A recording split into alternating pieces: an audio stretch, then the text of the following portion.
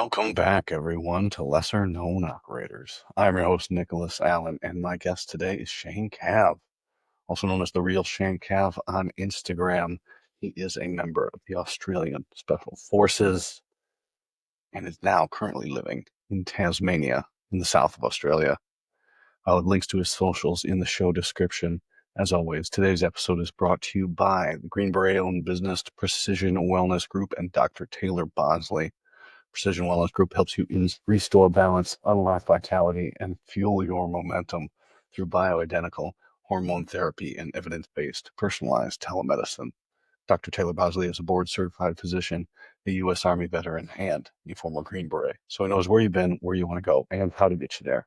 And he's an actual doctor. He can prescribe you actual medicine. So if HRT, TRT, hormones, testosterone, peptides are something you've been thinking about for a while now, or just looking into, look no further than Precision Wellness Group and Dr. Taylor Bosley. In person, walk in, or telemedicine in Southern Pines, North Carolina. Today's episode is also brought to you by Alpha Elite Performance. Get your supplements for the gym at alphaeliteperformance.com. Use code LKO15 at checkout to save 15% on your order. I do appreciate you guys. Please remember to like, subscribe, share, comment, pass these episodes along. Thank you for listening and enjoy the show. Shane Cav, welcome to Lesser Known Operators, man. Thanks for coming on. No, thanks for having me. All the way from Tasmania in Australia. I think you're breaking the record now because we just recorded with a buddy from Kruger National Park in South Africa, which is extremely far. But that's only time-wise 6 or 7 hours ahead of me. You're 48 days ahead of me, I think, in the rotation of the Earth. We're in the future, technically. Oh, how is the future? Is it nice there? Do you guys have flying cars yet? Nah, it's exactly the same as it was yesterday. Okay, the stereotypes about Australia, and I watch documentaries, but Tasmania is mostly forest and like highland or in like hills and stuff, right? Or what's the topography there? Yeah, it's quite mountainous, a lot of pasture, so it's sort of split in two. Most of Australia is uninhabitable, to be honest with you. So off in the mainland, most of it's desert, with the eastern seaboard holding most of the, the forestry and the mountains and stuff like that. But yeah, Tassie's quite mountainous, and then it's rural as well. So the east coast is quite a lot of pasture, a lot of cattle, and then over on the west coast, it's quite windy, it's quite mountainous, there's a bit of snow, it's quite uninhabitable as well. Okay, it's so just like the rest of it, because everything in Australia wants to kill you. Is it the same where you're at as well? Man, you guys always say this, but man, you got like cougars and bears and rattlesnakes. Like we do, I'm yeah. pretty sure most of the documentaries. The documentaries really harp on. They do. Man, they prey on people's fears of snakes and dying of thirst of something like that too. Yeah, as well. I like to think we're quite equal in the things that can kill you. If not, you guys have some more, and you got some big things like pumas, bears, and we've got some of the big snakes. Some of the top 10 snakes we've got down here. One of them being down in Tassie, the tiger snake, which is it's a bit of a mean snake, but it only comes out maybe like 2-3 months of the year when it's really hot. Where I'm at, nothing to speak of. You get down south and there's some things like that, but we got some big animals, and even the ones that look like they won't hurt you, they can hurt you too, because people are stupid. They'll just walk up to them and get gored by a buffalo or something in the national park. Yeah, we get a lot of people swimming up the top end of Australia, which has our big saltwater crocodiles, and those bad boys get up to like 8 meters in length. People go for now. Those are terrifying. They are terrifying, yeah. 25 feet, 25, 26 feet that's the size of a vehicle. That's huge. Enormous. They're massive. Yep, they're massive. Oh, no, that's scary. That is frightening. And you see the videos because we have American alligators here, and from that stupid show, what is it, Swamp People, they get a 12-footer and they're hooting and hollering. That's a big animal. But you're talking 1.5 or 2 times that size. Yeah, super possibly. And they're thick as well. We've got alligators down here, and they're quite, freshies, they're quite small, the big long beaks and that. But you look up a saltwater crocodile if you haven't, it'll terrify the shit out of you. It's essentially a dinosaur. What is a I'm dinosaur? scared. I'm scared of water here where I know there's nothing in there. I'm like, I ain't fucking going in the water there, and I know there's nothing in there. I definitely ain't fucking going in the water when I go on vacation anywhere. Fuck that. Yeah. You can't convince me there's not bull sharks and crocodiles everywhere where I go. Fuck that. I'm scared Yeah. of everything. Yeah, we got a lot of But bull sharks, bull and tiger sharks in Australia, and we've had the shark attacks have been increasing lately, especially off the sort of the northern eastern sea border. okay. So well, then why? What? You make it sound so nice. So that what are you originally? Are you originally from there? Or is that your place to get away after service? No, well, I'm originally a Sydney boy. I get into sort of where I grew up. I sort of bounced around a bit and then settled into Sydney, and then all of my military service was essentially in Sydney, and then moved up to the Gold Coast, which is up on, like I said, sort of midway up the east coast of Australia. There for a couple of years, and then we sort of had enough of the rain and the floods, and it's sort of how we ended up down here. But um, yeah, I'm not a surfer by nature. The water's not my friend. You know, I'm a big dude. Gravity's my friend. I like mountain bike riding, skydiving, all the things where gravity's your friend. And I try and steer clear of the water, to be honest with you. And I can't surf for shit. It's a thing. You kind of grow up on the water and you get used to it. I did. It was a kid, always around the water, especially on vacations. And I've hated it since I was little. And I hated it when I was a teenager. And then, I joke now that I got out of the military and I get two things. I get a check on the first of every month, and I'm afraid of the ocean now. Yeah. And that has to do with how I got hurt. But now, Yeah. now it ain't for me. But I did recently, probably a couple of years ago. It's always been on my bucket list to do my bronze medallion, and that's like your surf life saving qualification. It was just a tick in the box that I'd been looking for, and when I stopped working a few years ago, I decided to do that. And part of it's doing like an open ocean swim. You got to sort of swim out like 50 to 100 meters, and then you swim another like 200 meters and then back in. And I remember just being like absolutely terrified. Like once I rounded that buoy and I was in that open ocean doing that 100 meters, like it was terrible. Like, mind you, I don't mind diving. I enjoy being on the bottom of the ocean. You know, I've done a fair bit of diving in my time, but sitting on the top, bobbing away, just not knowing what's underneath you, that just, yeah, which is interesting considering yeah. the job that I used to do. And the day I got hurt, I had no concern because we're out in the ocean. It was like 12 to 15 foot waves or something like that. We shouldn't have fucking been out there. And I had no concern for anything that was in the water because I was so like, I'm going to fucking drown up here. But then now thinking back about it, going, man, there was, fuck, I get the heebie jeebies thinking about it. So I think there's part of it with the service. You can go do it and you can just turn that off with, okay, I have to go do this. I have to accomplish this task or this mission or things. You can sometimes just turn off that fear. Like we would do land nav in the dark.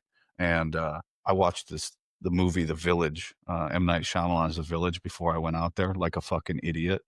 And I'm like, man, I don't want to go out there and do that because you're looking out in the dark and there's something out there. I can hear, it's just a rabbit running by because you scared it. You're scared shitless. But then you go, hey, stop being a little bitch. And then you go, oh yeah, fuck. And then you just go do it. And then when you're done, you go right back to being, I'm kind of scared of that thing. And I think that's got to be universal in whatever. If you want to be successful, you've got to be able to turn it on and turn it off. And Yeah. that's just how it is. Yeah, I think that comes with the skill set at times as well. Like I think for the fact that I can't surf to save my life is the fact that I'm so busy trying to paddle onto waves and not catching any that then your mind just wanders to that because you're not focused on the things that you need to do, especially with like operating and my skill set was parachuting. It was like it never used to phase me because you're just so good and the actions are so repetitive that you don't even think about the fear-based stuff because you're going through your checks and balances of the actual skill set. For surfing, if I was good at surfing, it'd probably paddle out, duck dive, go on, yep, watch the sets, that's my wave, catch the wave, paddle back out. And then it's like that autonomous process. But because I can't surf, it's like paddle out, miss that wave. Well, it takes me a while to paddle out, especially if the surf's big, paddle out, exhaust all my energy to paddle out, then sit there for the next 15 minutes catching my breath and wondering what's underneath me and then try and catch waves for the next half an hour, failing miserably, and then wondering what's underneath me and then get back out.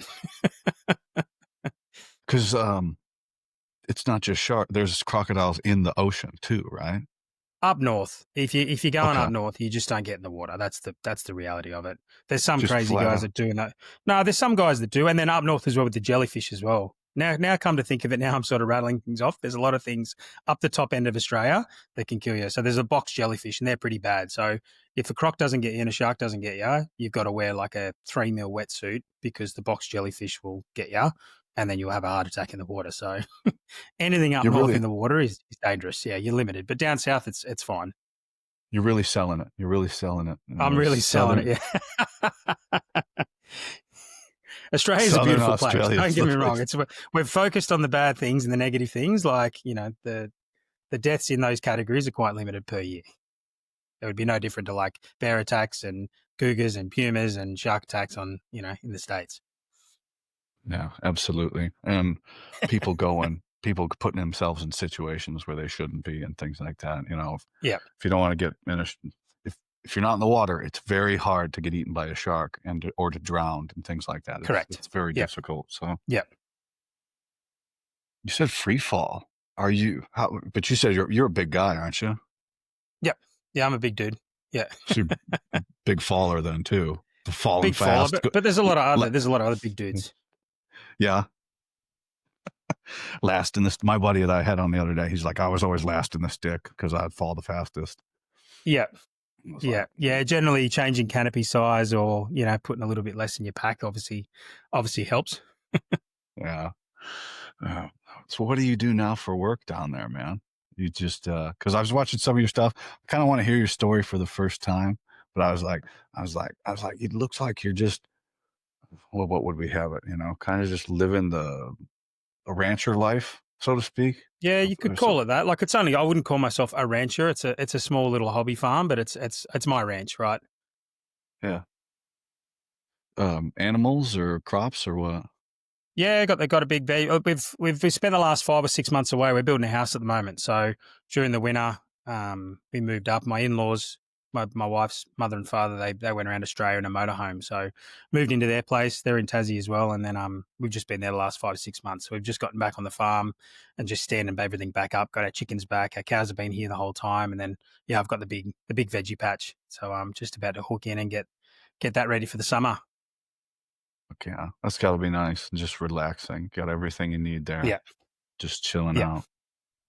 yeah. I love that. Hopefully, someday. I always say hopefully, but I'm pretty connected to where I'm at. But like having amenities. But always it seems like. And the guy I talked to last night, as a kid, I was on the farm, and you get away from that, and then you spend the rest of your life trying to get back to that.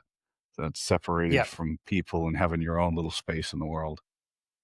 Yeah, it's insane. Yeah, especially once you start doing it, it's you realize that a lot more people should be doing it. There's enough land, there's enough space to be able to cultivate your own, your own base level of food and sustainability. Yeah, but it's difficult because we fall into this comfort thing. It's easy to just go to the store and get food, and getting up every day and taking care of the stuff. Because once you're in the habit of it, it gets easier. But I mean, it's so easy to be comfortable now these days. And you're just like, man, I'll do that tomorrow, and you just don't do it. Yeah, man, I think that's one of the biggest problems with society at the moment is there's just comfort. There's comfort and ease, and no one really wants to do hard things or cultivate or make something from scratch, right? Like we want it now, we want it instant, we want it complete. Like it's just nuts, and we're just getting pulled gravitational. Well, just pulled into the cities. They're just getting bigger. The houses and apartments are getting smaller. Yeah, everything's getting more expensive. Everything's getting more So expensive. Yeah. are you guys self-sustaining out on your farm where you're at? So you're eating the stuff that you're raising and then selling some out to make profit and keep the thing going, or is it just all for you guys? It's a bit of a column A and column B. So, like I said, we've just gotten back on, so we're building back up again. But I've got a lot of pasture. So once you start sort of learning the lay of the land, is everything sort of pays or can pay for itself. Farming's not cheap, especially hobby farming. Like it's not, and especially like industrial size or commercial size properties. Like it's even worse, right? You have one bad season and it's it can be game over. But everything sort of pays for itself. So I got a lot of pasture, so I cut the grass, and it cost me like $40 to cut the grass, but then I can sell those bales for $100 plus, right? And then, but I can exchange for stuff. So my first winter I exchanged like 5 bales for a whole bunch of wood. So I had my firewood for the winter because I don't have trees on my property. So, and then, I've got a few heifers that breed cattle, and then like I on sell one, or at the moment, because I'm building my veggie patch back up, then I'm giving half to a farmer's garden market, an old army buddy as well, and he's going to give me 6 months worth of veggies, so that while my veggies are cultivating and growing again and I'm getting that going, then I've got that. So if you're just to outlay everything yourself and pay for everything yourself without any incoming, then farming gets quite expensive, even just to sustain yourself. So you've either got to pretty much, you've just got to have a lot of money if you want to do it that way, or if you don't, and you want it to pay for itself, you do things like, if you've got trees on the property and it's cold area, you'll sell some firewood, you'll sell some grass, you might breed some extra cattle, but everything's got cycles, right? It's like on the yearly, and if you miss one of those, then everything gets much more expensive. Here, so where I'm at, I mean, Wisconsin, kind of like a plains. There's a lot of just big farms. Corn and soybeans is mostly where I'm at, and that's pretty much it. There's some other stuff. We're the cabbage capital of the world down the road here, but other than that, there's not too much else going on. Is it more smaller farms there, and where you're at, or is it some big industrial size stuff as well? There's some big industrial stuff. That's mainly on the mainland. Down here's a lot of sheep and cattle. In terms of farming, I haven't seen big crops of anything. That's more mainland, like all your wheat and things like that. And then we've got a lot of poppies down here. Tasmania is one of the biggest producers of opioid, or the byproduct of opioid in the world. And we grow a lot of it here. So a lot of the farmers' paddocks, they'll have their primary industry, whether it's sheep or whatever, and then out the back they've got a whole heap of poppy farms, and obviously they're feeding the pharmaceutical companies with that product. Oof, how's the regulation on that? Well, the plant itself you can't walk onto the property and take the plant. It's cultivated in a way that if you were to try and utilize it as a base product, it would kill you. And there's warnings, so they don't need the high fences and security guards or whatever. The plants just sit there. If you grab it and try and treat it and turn it into something, you'll essentially kill whoever uses it. Oh, okay. So, so you need industrial pharmaceutical operation to turn that into product. I know. Yeah, I guess I never thought about that, because like here we'll have like people that grow hemp, and everybody does it for 1 year and then they go, I'm not doing that again, because they regulate them into the fucking ground, and of having to meet all these standards. But I got to imagine that, so that they make it easier on the farmers, because I've the people I've talked to around here, that if they did get into stuff and it's just too much regulation and things like that, they just get away from it. Essentially, how they've structured it, from what I believe, is they essentially don't own it. So they're essentially renting the ground that it's on. So it's just another revenue stream for the farmers. They come in, they can only use it. I think there's a shelf life on the soil as well. I think it can only be processed once or twice or something like that, and then they get rotated. So farmers have got to have a minimum amount of acreage to be able to take on a contract. And then essentially it's not owned by them. And it's almost like, I feel like it's almost the products, the plant is encrypted, right? Like it goes in and then they've got a process to extract it and then turn it into the base product, utilized in morphines and things like that. Mm. Okay, cool. Learn something every day. Interesting. So why did you move down to Tasmania after I assume you moved there after you got out of the military? Yeah, so I left the military, and like I said, I headed up to the Gold Coast for a couple of years. That's where my wife's family's from. My family's all from Sydney, but we she'd followed me, bounced around through my military service for a good 6 or 7 years, and then it was time to get her up with her family and spend some time. So that was the plan, was to head up to the Gold Coast, buy the proverbial 600 square metre block, and then live on the coast, and then sort of get into it. Post-military, as you'd understand, that sort of first 12 months can be an absolute killer, not just for regular dudes, but especially like operators who have lived in that high-intensity realm with all of those high-intensity activities. I'd transitioned out and headed into the private security sector with one of the big executive protection companies down here, running their operations. And yeah, I was doing that essentially from being an operator straight into an office chair behind a computer desk for the first 12 months. And as That's gotta you've multiple guests you've had on, the wheels they just come off at a rapid rate. God, yeah. When you lose your sense of purpose, I mean, for everybody that's come on here, alcohol has taken its place. I got to imagine that's universal. I Yep. mean, that's the universal with everything. Like any profession where you're operating at a high level, you're going to replace it with something. That's not Yep. exclusive to the military, but it's just too bad. You know, and that's something because it's like this. You walk out, you get your whatever you guys have they give us a DD 214. It's our form that says everything we did in black and white, and you hand it to you and you walk out the gate, and then you're happy, and then you go, ah, fuck, Yeah. right out, right away, and that lasts anywhere from 6 months to 5 years. I don't know how long it would have free, but everybody that comes on this show somehow falls into that slump, and it's kind of sucks. And we know it's coming too, and you can't do anything about it. Yeah, yeah. You sort of have these two defining moments, and that's the one you get out, like you said, you lose that purpose, your identity, and then the community that you're in as well.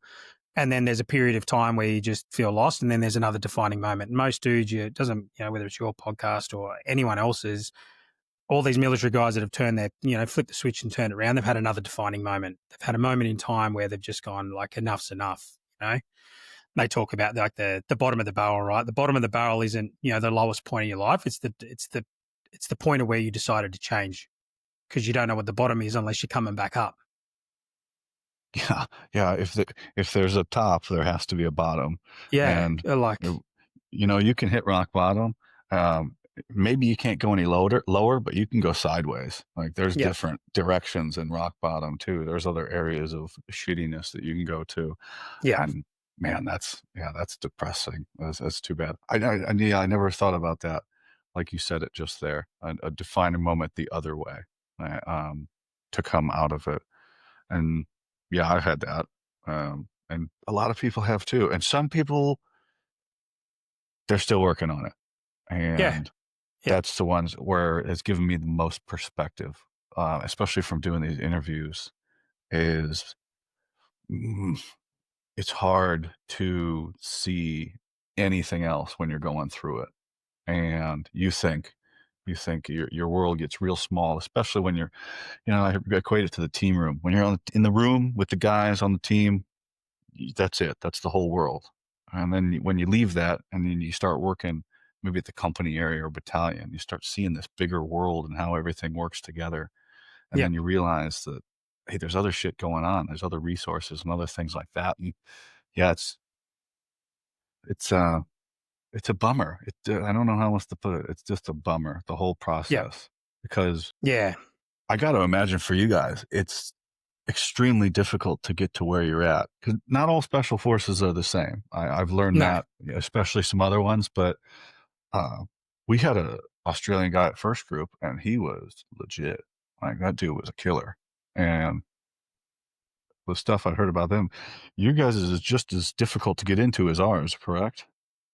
yeah, yeah. Like I said, no selection is. All the selections are very, very similar to each other, right? They test that resilience and the ability to, assimilate information. There's all various, they all have their different elements, but it's essentially to pick the attributes to be able to train a guy, right? People think that the selection process is just like you're selected and that's it. It's like the selection process is it's just the start. It's just to identify that we've got a shell of a person that we have the ability to train to be able to assimilate the information we're about to force feed them over the next 6 to 12 months, however long that, I don't know what you guys course, Q course or something, whatever. Yeah, Q course. As is a reinforcement cycle, where you learn all your things from roping to breaching to shooting, all the things, right? So yeah, it's yeah, they're all very similar, and they all have the very similar aspects to them on how they select an individual. Yeah, and it attracts and from I was reading comments the other day, and one like clicked, light bulb theory. You can hear stuff over and over again, and somebody words it a certain way, and you go, "Oh, I never thought of it that way." But I've heard this over and over is the type of people that these professions attract. And one guy was equating it to suicide. It's like, well, yeah, the rates are higher in these, but we're attracting a certain group of people that the rates are already high in, and they're going into these professions as well. And I was like, oh man, I don't know fucking anything, and things like that. And the people I associate with, and we're working with all these things, and guys are getting depressed when they go out, and we're trying to bolster community and things like that. And we're already up against it, and it's just, yeah. And like I said, with interviews and perspective and talking to people and just helping people work through things and and talk things out and things like that and learn more. Like this is, to me, talking to you, absolutely crazy. Like you're down in Australia and we found each other on Instagram and hey, you want to come on my show that I just created because I wanted to get plugged back into the community, and now I am. And like we're creating this team room on the outside that is unbelievable, like the networks that you build and things. And it's all on a phone. It's all off of a cell phone, sending signals to fucking space. And it's just sometimes, yeah, I start thinking about it. I was like, man, this is some crazy shit, isn't it? This ability to do these things now. And oh, God, it's so weird. Yeah, it's nuts. It's nuts how we sort of connect now, whereas like before it used to have to be, moments where you ended up flying into some random patrol base, like in Afghanistan, like we worked a few times in the Tugor Valley, and if you've probably got some listeners from whatever group that was stationed down there in 2012, 2013, like we were down there like 3 times helping them kick some ass while they were getting like overrun every now and then. So, you cross paths with guys, I'm good friends with Terry Wilson, Adam Free. They're also, ex-Green Berets. And yeah, it's just instead of just bumping into each other at a patrol base now, it's like you're connecting online. Dude's like, man, I like what you're putting out. I like your messaging. And, you find all these common similarities in each other and sort of leverage off each other and lean on each other for different aspects of your life, right? Yeah. Terry's great. Yeah. I like Terry a lot. He's got his section that he's after figured out, um, and it's settling into it. The guys that are able to convey that now in this age of technology, that the ones that accept that this little thing we carry in our pocket, there's real business being done on these social media platforms, and that's how we communicate with each other. So the ones that are accept that the fastest are able to get their message out there, um, and and do the most good. And yeah, just crazy. I like Terry. Terry, he's helped me, sent me some stuff, and yeah, I had him on early when I first started, and just reaching out to people. And everybody's been way more uh, open to just sitting down and talking with me than I thought they would. And it's been super helpful. And I'm trying to help the next guys that are also starting their thing as much as I can as well. Yeah. Yeah. And I think I think there's sometimes there can be a lot of ego within these communities, right? Like sometimes we generally don't like to look to our peers for motivation and inspiration and, especially when we're in, but when we're out, if you can drop that sort of that ego blanket, there's some guys out there doing some really cool stuff. I've had a lot of discussions with Terry and he's helped me in a lot of elements of my life, but then just looking at the example that these guys set, they're true to their convictions, for the guys that are of faith, like they really anchor into those things. And then they've got the really powerful story as well, aligned with similarities. You said that right, like some ego with your peers.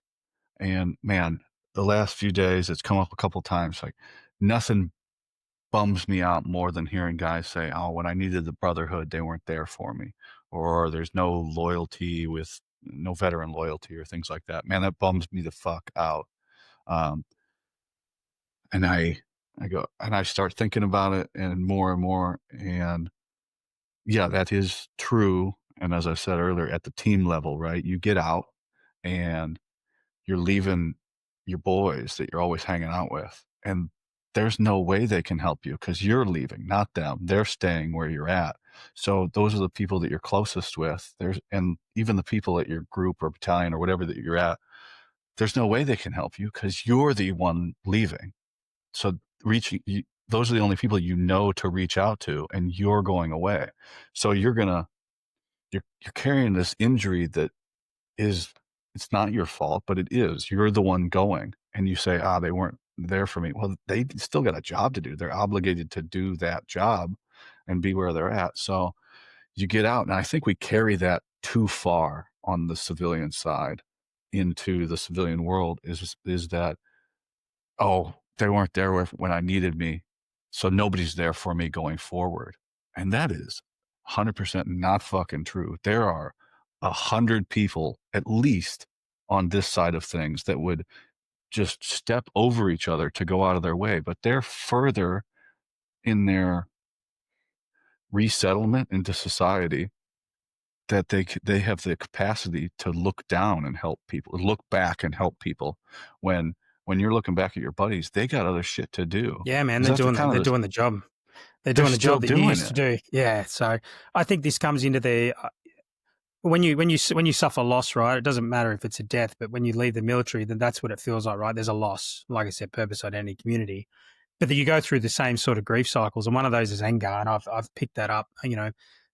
Maybe after my first year, I was struggling. Like I was looking back in, I'm like, no one's there for me. But then, like over the years, I've realized that having a bit of introspection and having that self agency was like, well, no one really knew, And I'm sure if I like reached out and I was like, hey, I need help, I'm not doing okay, whether a dude's deployed or not, they'd find the mechanisms to get someone to you or something to you to provide that assistance, right? That we're very quickly to bash on the brotherhood, and then there's that, the it's like school. You leave school and there's individuals that you were connected so tight with and glue in there, the inner circle. But then there's dudes on the peripheral that you just had the connection of the job, right?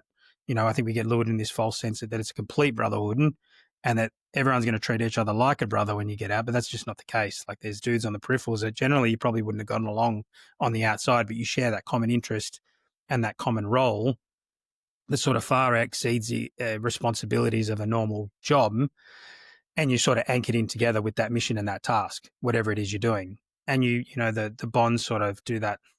Was it the xylophone thing? Depending on whether you're deployed or whatever team you're on or where you move, it's going to sort of shape how strong that bond is. For me, my last 2-3 years, I went down to the parachute school and I was away from the teams for 2-3 years before I got out. So there was already a sort of semi disconnect there as I transitioned out. There's no big parade. There was no anything like that. And then suddenly I was gone.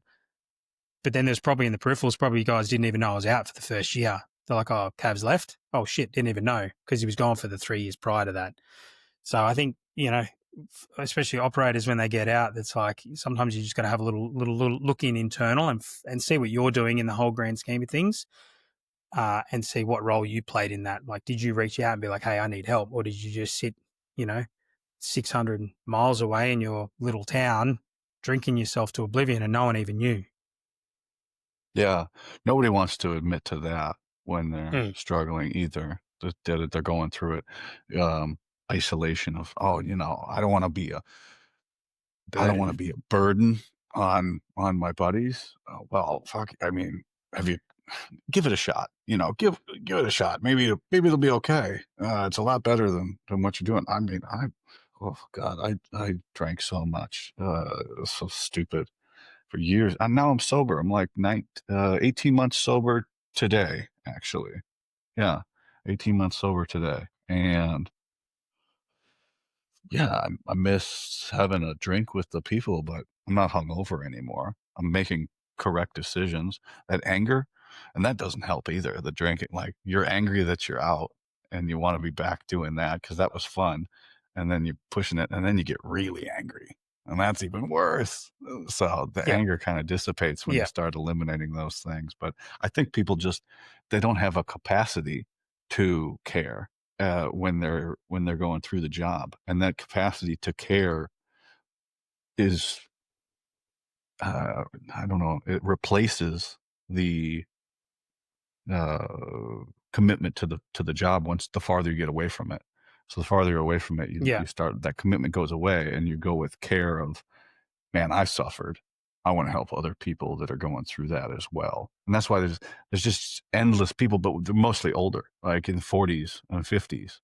They're not really the younger guys because the younger guys are still in the thing, or they weren't in it long enough to kind of develop that attachment. I don't know how it is for you guys, but it seems like there's just the natural cycle of things, and we're getting more mature as we age as well, and some of that factors into it too. But Yeah, I think you're finding the next. I don't know what it's like with the with the USS guys, but I think you're finding the younger generation aren't as anchored into that because it's not a culture within the military anymore. I came through the regular army for the first 5 years. Drinking culture was huge, and then when you get to the units, it's still big, but there's a job to do. Right, there's a time and a place for it.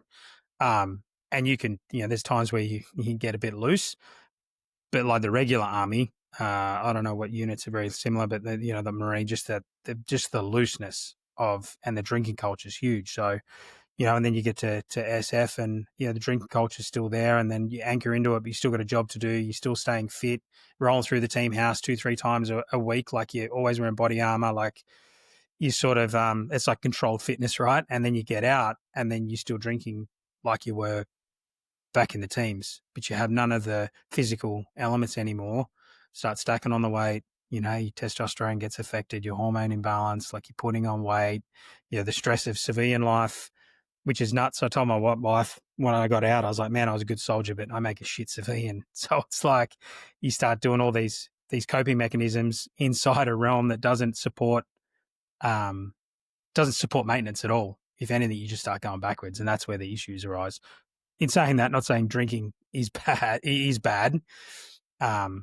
Isn't bad, sorry, but like I said, there was always a time and a place for it. it's great. The first thing we eliminate when we're having a hard time is the stuff that makes us happy, like the exercise and the Yeah, staying fit. yeah, That's the part that actually, it's like your mind goes, hey, we want to take this like into a deeper hole emotionally. You need to stop working out. But I like working out. Oh no, you don't want to do that. You don't want to do that. We need to stop going to the gym because we want to drag ourselves deeper into hell. And you go, okay, I'll stop working out, and then you just go off the deep end. yeah, yeah, A lot 100%. of doom and gloom. I think it's as I said, universal in the Universal, things yeah, because you work so hard to get there, and then nothing compares. Like you go, oh, wow. And that another one is, and it's true. It might not, like the rest of life might not compare. And somebody tried to talk me out of that the other day. And I went, listen, there has to be a peak, right? Statistically, there has to be a peak in your life. And there's nothing that says it can't happen when you're doing the thing that you absolutely want to do and you truly believe it. And then if you go down and you're always trying to get back there and you're never going to get back there, then what do you do then? Well, you find a new purpose. Well, what if you can't, right? So maybe you got to recognize it and live with it. So I try and work the other side of like, hey, let's get a bar graph out here. They could have peaked and they could, like, I currently believe that I will not do anything that will overshadow what I did because my whole life up to that point, to getting where I wanted to be, led up to it. From working construction as a little kid up until being a 18 Charlie, a special forces engineer, right? That was like 20 years of building to get to that point, and then it was over. And man, I really think that might be it. And now I'm like, well, let's just keep it going in a healthy way and things like that. So I think there's a healthy way to get through all this, but just walking out the door and ending it, not healthy no, at all. no, no. And I think that the moral of the story is, I think you listen to countless podcasts with guys like us that are like, hey, got out, drank a shit tin for the first 12 months, had a point in my life where I wanted to turn around, and now my life's pretty good. I'm enjoying it, and it's like, especially in this community, like all of our SOPs and everything's based off lessons learned, right? So it's like, hey, like it's just a lesson learned. People have got to start implementing it at some point. Surely there's guys out there that are listening to this like while they're in and they're like, all right, cool. I'm getting out in the next like 6 months. I'm going to have a plan. I'm going to work myself up to this. And then I'm going to set these healthy habits moving forward. So that like in the future, you've got operators getting on there and like, man, I got out and it was a fucking breeze. I was like, I spent the Absolutely. first 2 years of getting out. I was doing a degree. This is where I wanted my 3 months leading up to getting out. I had a job lined up, or I had this, or I had 12 months of savings lined up, and I went and bought a farm, and I'm doing this. And it's just like, and all of that was because I listened to a podcast with two random Jonos that used to be operators, and they told me that doing all this shit was going to be bad and to do all this other stuff. So just do the opposite. Fuck. And like no, not my peer group, but like my senior, the guys that would be my senior, they're sergeant majors and they're group sergeant majors. Like they have command over a big portion of the force, right? And now, They've been issued like two or three divorces already, and they get that standard issue once they get that rank. But they still have influence over the force. All their buddies, because they're at such a pinnacle, all their buddies are out and they hear what they're telling them. And they're like, well, I've risen to a position where I can make change. Going through the GWOT, Global War on Terror, right, was the most destructive fucking thing to the service members on our side. And the rest of them, anybody that went, because you fly into a combat zone, you're all fucking stirred up in it, and then 2 days later you're back at home. Like there's no decompressing, there's no fucking adjusting or anything like that. You're just back to life, and you got to come back to this from this foreign way plan. Well, that's the first time that's happened in war in the history of the fucking world. Like Vietnam, it was 3 days. So we're getting even faster. But then World War II, they got on ships and they had to come across. They were all together on these ships, and they got to decompress from being away at war. And we've just sped that up into this buy it now sort of thing, like instant. We're getting people over there. Okay, rotate them. They're going to be in combat or be in the theater right until the last day, and then we're going to bring them back. And they saw problems with that, bringing them back too, with incidents like right away. You couldn't drive for 2 days or something like that. That became a policy I remember that guys would have. So we see all these lessons learned, and the evolution of things is, okay, the older generation, the guys that are all having these problems, that are running into these, are the data. And the people that are still in, if they're listening and if they still care, if they don't have too much going on, can make adjustments for the younger guys. And eventually, not for everybody, it'll subside. And that's just the way everything will adjust. What swings one direction, it always swings back the other way, and it'll adjust. And that's just time.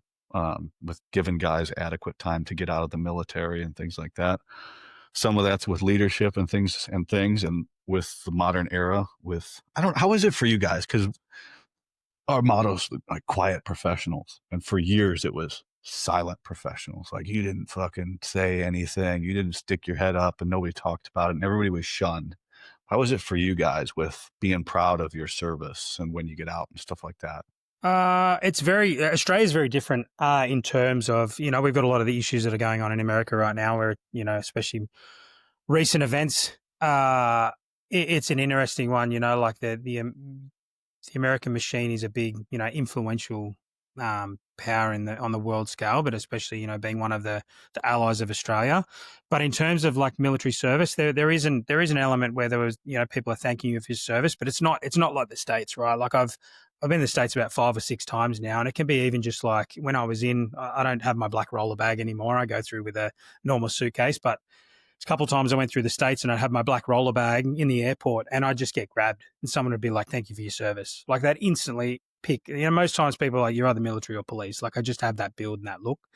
But Australians are very, very different. We have a lot of tall poppy here, which has a bit of an influence on it. It's just like, why would you think you're more special than everyone else? What was that word? What was that word you said? It's called tall poppy syndrome. Like Australians are very good. We're very good at cutting each other down.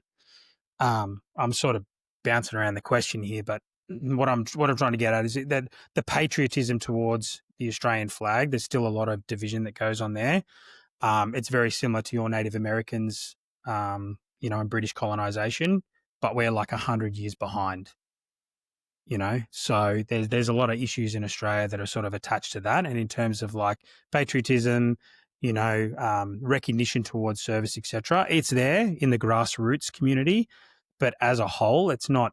It's definitely not. Like there's no boarding priorities. There's no uniform benefits at fast food restaurants and stuff. Not that we wear our uniforms very much outside. And the general sentiment is it's sort of just another role. And I say that loosely because it's not the whole entire Australian population. There are still individuals that very much so recognise service, family members and friends and broader community. But there is an element where it's just like, well, yeah, so be it. Yeah, it's um it's pretty crazy here. Like there's shortcomings in our Veterans Affairs healthcare that there's a high number of veteran nonprofits raising money for programs that the VA doesn't offer and treatments and stem cells and ayahuasca therapies and taking people out of country and stuff and it goes on and on and on. It's robust, and the fact that those exist and we still spend trillions of dollars on our defense and healthcare and all these other things that they have to exist because things can't adjust is just that's a whole nother discussion. But Yeah, 100%. Yeah, we're a little bit behind. We've just had a royal commission into veteran suicide. At the, I guess you'd call it similar to like, I don't, I'm not, a, I'm not all over politics, but maybe like a congressional hearing or something like that. A royal commission. We had it into veteran suicide, and there was a whole heap there was a laundry list of outcomes that needed to happen at both the defence level and the our Veterans Affairs organisation. How many of those have been implemented? I think it's quite minimal. It seems a little bit didn't seem token, but that doesn't seem like there's been a lot of momentum gained from it. But we have just the same issues. You have your big VA machine that doesn't have the dynamic nature to support veterans on the cold face that are having issues. Sure, they've got all these programs and they support, and we do have probably out of all of the global veterans, the VA systems, like we've probably got the best in terms of like compensation and ongoing payments. So I'm not gonna bag it in that respect, but it's a big machine just like yours, servicing a large proportion of veterans and their partners. But and then you have all the fringe ones as well, and all the little ones are really dynamic. We had a couple of operator ones for both SAS, Commando, and Interjoined that are really awesome at moving dynamically. Let's say, for example, last year or the year before, we had one of our commandos come off a bike, break his neck, break his back, and end up in a wheelchair. And they just move so quickly to get him, ramp access, chair access, all of his, physical therapy and stuff like that. And countless times we're seeing, especially in the operator space, these small fringe organizations with the ability to move dynamically. But I think some of them start off with quite good intentions and then get quite large that now they need to support their own infrastructure, admin, management fees, owner fees, and they build up to the point where it's like, now I need to cover this amount per year just to cover my operating expenses, and then this amount's going to go to the veterans. So it's a hard one. Like, I've never been internal to one of those organizations, but from the outside, that's what it looks like. That gets to a point where they're really dynamic, and then they're slow moving because they've got to support all their operating costs. So, look, I don't have the answers to combat that. I'm sure it's very similar to the States. But we do, like, in comparison to what's going on in the States, like, some of our stuff's good, but we're still a little bit behind, especially in the alternative treatment space, especially now a lot of the research coming out about TBI versus PTSD, and the two sort of being interconnected, and the prognosis is technically or predominantly could be associated with TBI rather than be PTSD, and that space being developed a little bit more. yeah, it's can't be researched fast enough. Hmm. So it was especially with all the ways we're finding that cause a TBI. I've been getting hit in the head since I was a little kid, and I got some issues, but the best way to avoid it is not get hit in the head anymore. That's like number one priority for my life right now. It's not, because that's why I'm retired. It's from TBIs, just way too many of them. I can't jump anymore, so I couldn't be on the team. But how, like, are you aware of what do we call it? The 22 veterans a day here in America that commit suicide. And I think that's a low number. I think it's much higher. And then if you include all the people that drink themselves to death, I think it's, in the mid or halfway to 100 at least, or something like that, because they don't count those numbers. But is that like on your guys' radar thing? And is is the movement to do something about it kind of based off of what people are seeing in America where you're at as well? Well, that's why we had the Royal Commission, because we were seeing that the amount of suicides far outpassed deaths post Vietnam War for Australia. It just skyrocketed.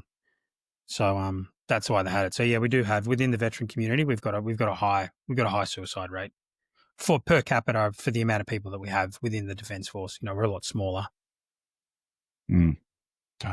Is it so for us? I mean, I came from the regular army too, and then I went to selection on. But man, every closeout meeting on Friday, the commander and sergeant major are out there. Same thing. If you need to talk to somebody, call us, talk to your buddies, reach out to people. And then, every brief you get from the commander, the colonel, and then the CG comes out, and that is fucking all they talk about is, mental health. And then what does somebody do 7 seconds after the formation? They go home and they off themselves or something like that. Is it, it's kind of a bummer. It's always a bummer to talk about, but is it kind of the same way with you guys' formations as well?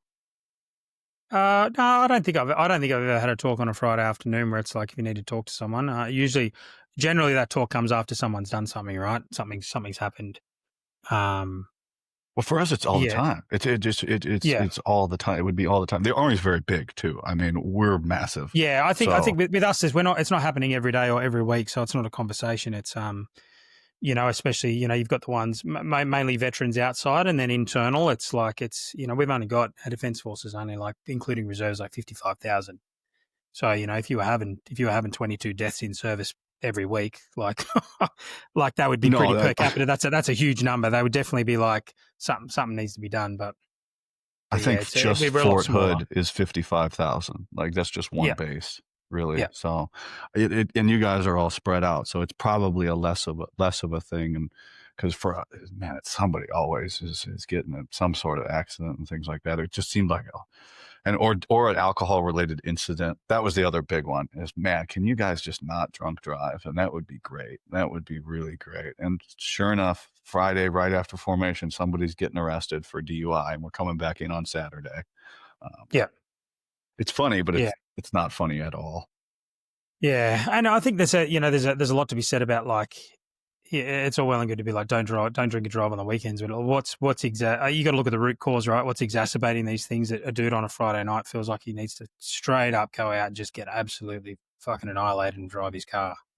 What stresses are we putting on the individuals, and the job's stressful. Don't get me wrong. Like there's occupational stress that comes with it is just natural already. But sometimes you got to look at what things are we overlaying on top of that, like rules and regulations. And for us, it was just simple things like getting pinged for your sleeves, or maybe not unshaven, or your pants unbloused. Like there's all these little things that people were focusing on. It's like, man, I just worked 13 hours. I've been in the house for the last like 6-7 hours working on a new TTP with my TL. And for us, we talk about it. Our mission set was quite broad. We've only got 2 special operations units, and we've got to overlay the mission sets across all spectrums, including domestic counterterrorism. So you guys have got HRT for that, and we obviously have police tactical units. But in terms of an overarching entity that come in with the fucking big You guns, guys so to can say, we do you guys domestic can operate at counterterrorism as home, well. huh? Yep. Yeah, Well, yeah. yeah, In we cannot. certain mission sets, no, you can't. So we've got that spectrum from like advanced force operations all the way through to domestic counterterrorism, and we fill every single mission set, including all the different insertion capabilities and operator methods as well. So the stress of that role in maintaining all that at any given point in time, depending on what mission set that you're on, like it is stressful. Mm, yeah. I had an Israeli special forces guy on, and he said kind of the same thing. You're doing all of it. Everything. Yeah. Yeah. Working with the police, you're working with the hospitals, you're working with everybody. So that's interesting. Sidebar. We can't operate at home. It's such an inhibiting factor that if there's a natural disaster, it's like a fucking act of God to get the troops that are right there next to the thing to go and help. Like that was the big thing in North Carolina. Like, hey, the 82nd Airborne's right there. Why can't they go help? Well, there's laws and regulations. They can't Title 10 and all this bullshit. I get it, but the population's not going to stand for. They're like, shut the fuck up, put those people out there and have them help. But Yeah, that's what's been crazy from our point of view in Australia, like looking in and seeing, I think I saw Marines in LA just recently, and I was like, man, yeah, yeah. I said to my wife, I'm like, that's a fucking, I don't know the legalities behind that, but I said like that's a big deal. I was like, Whenever you that's a big see, deal. oh yeah, it doesn't look good. It doesn't look good to me. But I don't make. I point this out to people. I don't sit at the tables that make any of those decisions. I'll never meet the people that make any of those decisions, and nothing I say or do is going to influence what anybody has to say or make or any of that. So I just go, I don't know, I really just got to worry about myself in certain cases like that. And I keep my opinion on a lot of things to myself because I don't, Yeah. I, I just go, I'm not going to get drawn into somebody else's worldview or opinions. I got mine. And if you hang around me for 6 or 7 years, you'll probably get to know me. And that we'll get it worked out. Just come hang around and we'll get it figured out. Um, but all that stuff, most of that's National Guard. Every state has their own National Guard, a state National Guard. And then there's reserves. And then we have active duty that are all over the place. They can't operate. But you said 55,000. So that must mean special operations is a couple thousand people then. Well, that's with enablers too. When you're talking operators, you're not talking a lot. The whole thing. So Yeah, I guess it's very, one of those very things. small Yeah, community. numbers wise, yeah, there's 2 units. There are eight squadrons between all of them. Four Okay. squadrons over at Perth, and then 4 squadrons over in Sydney, and that's it. Yeah, that's How, us. how far are Sydney and Perth away from each other? Opposite sides of the Those country. are opposite. Okay. And that's Opposite what sides. is Yeah, it? That's the west and width of the east coast. moon, right? Because Australia is wider than the moon or something like that is the fact that I saw Oh, the other I day. don't know. You know more than me. I don't know what the exact amount of kilometers is, but yeah, it's almost like East Coast, West Coast in America. It's very similar. The distance wise, I'm pretty sure. We watch My Kitchen Rules Australia, and I'm always looking at where the people are, and Australia's like this. I'm like, how did they go from here to here in one night? Like that's a 40-hour drive. Like, holy shit. And they're just cooking the next night like bullshit. Yeah, Okay. So it's like, there's no way. It's a massive, but whatever. I don't know if you watch that show. I like it. I like seeing the people's home recipes and stuff. yeah. Uh, we'll get into the units and stuff. And then everybody's got their other things, but what made you want to join the military in the first place? Um, Oh, get you into some structure or just because here in America, a litany of reasons like I want to pay for college or fuck, I'm my life's going down a bad path, or what do we call it? It's the male equivalent of fuck it, I'll go be a stripper. Is I'll join the military. That's yeah. that's one of them. No, But look, what was it I for did. you?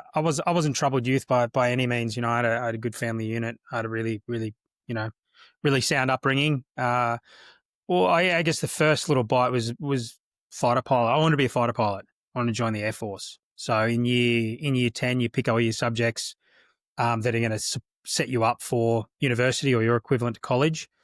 So things like physics, advanced maths, chemistry, advanced English, all of that to give me, I was pretty good at school back then. I got bullied a lot growing up, so it was sort of my anchor point. So up until about year 10, I was quite anchored into school. My grades were really good, and like I said, I was getting bullied, so I was anchored into that. And then during year 10, I switched to another school, and it was probably the best high school that I'd ever been to. And I found a good group of friends. I started playing, rugby union, started to look at girls a different way, and that sort of fell through the wayside. But I picked all the subjects to be a fighter pilot in year 11 and 12, heading into, your equivalent to college. And yeah, it just fell by the wayside and just was enjoying myself way too much. Like I said, wasn't troubled, wasn't getting myself into much trouble, but yeah, the grades fell to the wayside. And I think physics I just completely bombed out, and that I don't know what you guys call it. We call it a UAI. So it's your score when you finish year 12 to get into university or college. That score was quite low, and I didn't have the grades to head to the Defence Force to become a fighter pilot. So post that, my dad, he was a store manager for Coles Supermarkets, who's one of the big supermarket chains. What do you guys got? Walgreens or something like that? Walmart. Walmart, He Walgreens, all kinds of Yeah. stuff. So he ran those while he was sort of climbing the proverbial corporate ladder, and that's just sort of where I naturally gravitated towards. I was like, yeah, bum my grades now. Now I'm going to go work for the company my dad works for. So I started a trainee management ship at Coles Supermarkets, and was probably doing that for about 6 months when my dad came home. He'd heard on the radio that the Defence Force was doing a direct entry scheme for the commandos. So very similar to what your Navy SEALs do, like off the street recruitment. You can go straight into a Special Forces branch. They were doing that for the commandos. So they'd started up a novel program trial to take civilians off the street and turn them into operators. So I applied for that at 19. But by this stage, I was like, I'd lead a good life. We talked about that comfort offline. I had the blonde tips in my hair. I was, 75 kilos wringing wet. I was going out on the weekends, and I just didn't look like I could be molded into an operator. So I went through this process, and back then the actual operators did the interview process. So after I'd done my psych and things like that, I got the tick in the box. I walk into this room with this, this operator tatted up. I'd already been to Afghanistan once or twice, and I was just this blonde tipped, little weasel of a kid. It's been like, hey, I want to be an SF dude. Like, let's do it. I think the interview lasted about 15 minutes, and he was just like, yeah, man, like, probably going to need a little bit more nous and experience. Come back later. So that was it. And yeah, there's a little bit more, but it took me a long time to become a commando. So that was 19 years old, and I didn't end up getting my beret till I was 26. But that was my first peek behind the veil of what Special Forces was going to be like. What year was that? That was 2003, I believe. Yeah, 2003. Okay. Yeah. And you guys get a beret as well? Yeah, we got a green one. Yeah, it's up there. Yeah, we get a green beret very, as well. Sherwood green.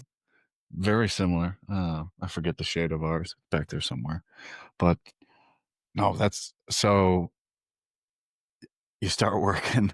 I think every special operations, all the ones you can get into, are you can get in off the street now. Air Force is I think it's all off the street. SEALs are coming off the street. We're really one of the only ones that you can come from the regular force easily and do 18 X-ray program for us, and then you just go through the whole pipeline. Yeah. Yeah. But yeah, that's so. You still want to? Hey, I did have a question about that. So, is Defense Force School, is that like a military university, specialized like West Point for us or So something we got a like couple. that? So we got ADFA, ADFA and Duntroon are the two academies that officers go in. So you'll have how does it go? There's like a general admissions army, which is Duntroon, and then ADFA's for all services, and that's where the officer path with those is equivalent to always at West Point. And then we've got Army basic training, Navy basic training, and then Air Force basic training, and they're in 3 different locations. We don't have like a Marines equivalent. We've just got the 3 branches. Okay, yeah, we have Army military academies, senior. We have the military academies, West Points. You're going into the Army. There's the Air Force Academy, and then we have the Naval Academy, which does Navy and the Marines officers.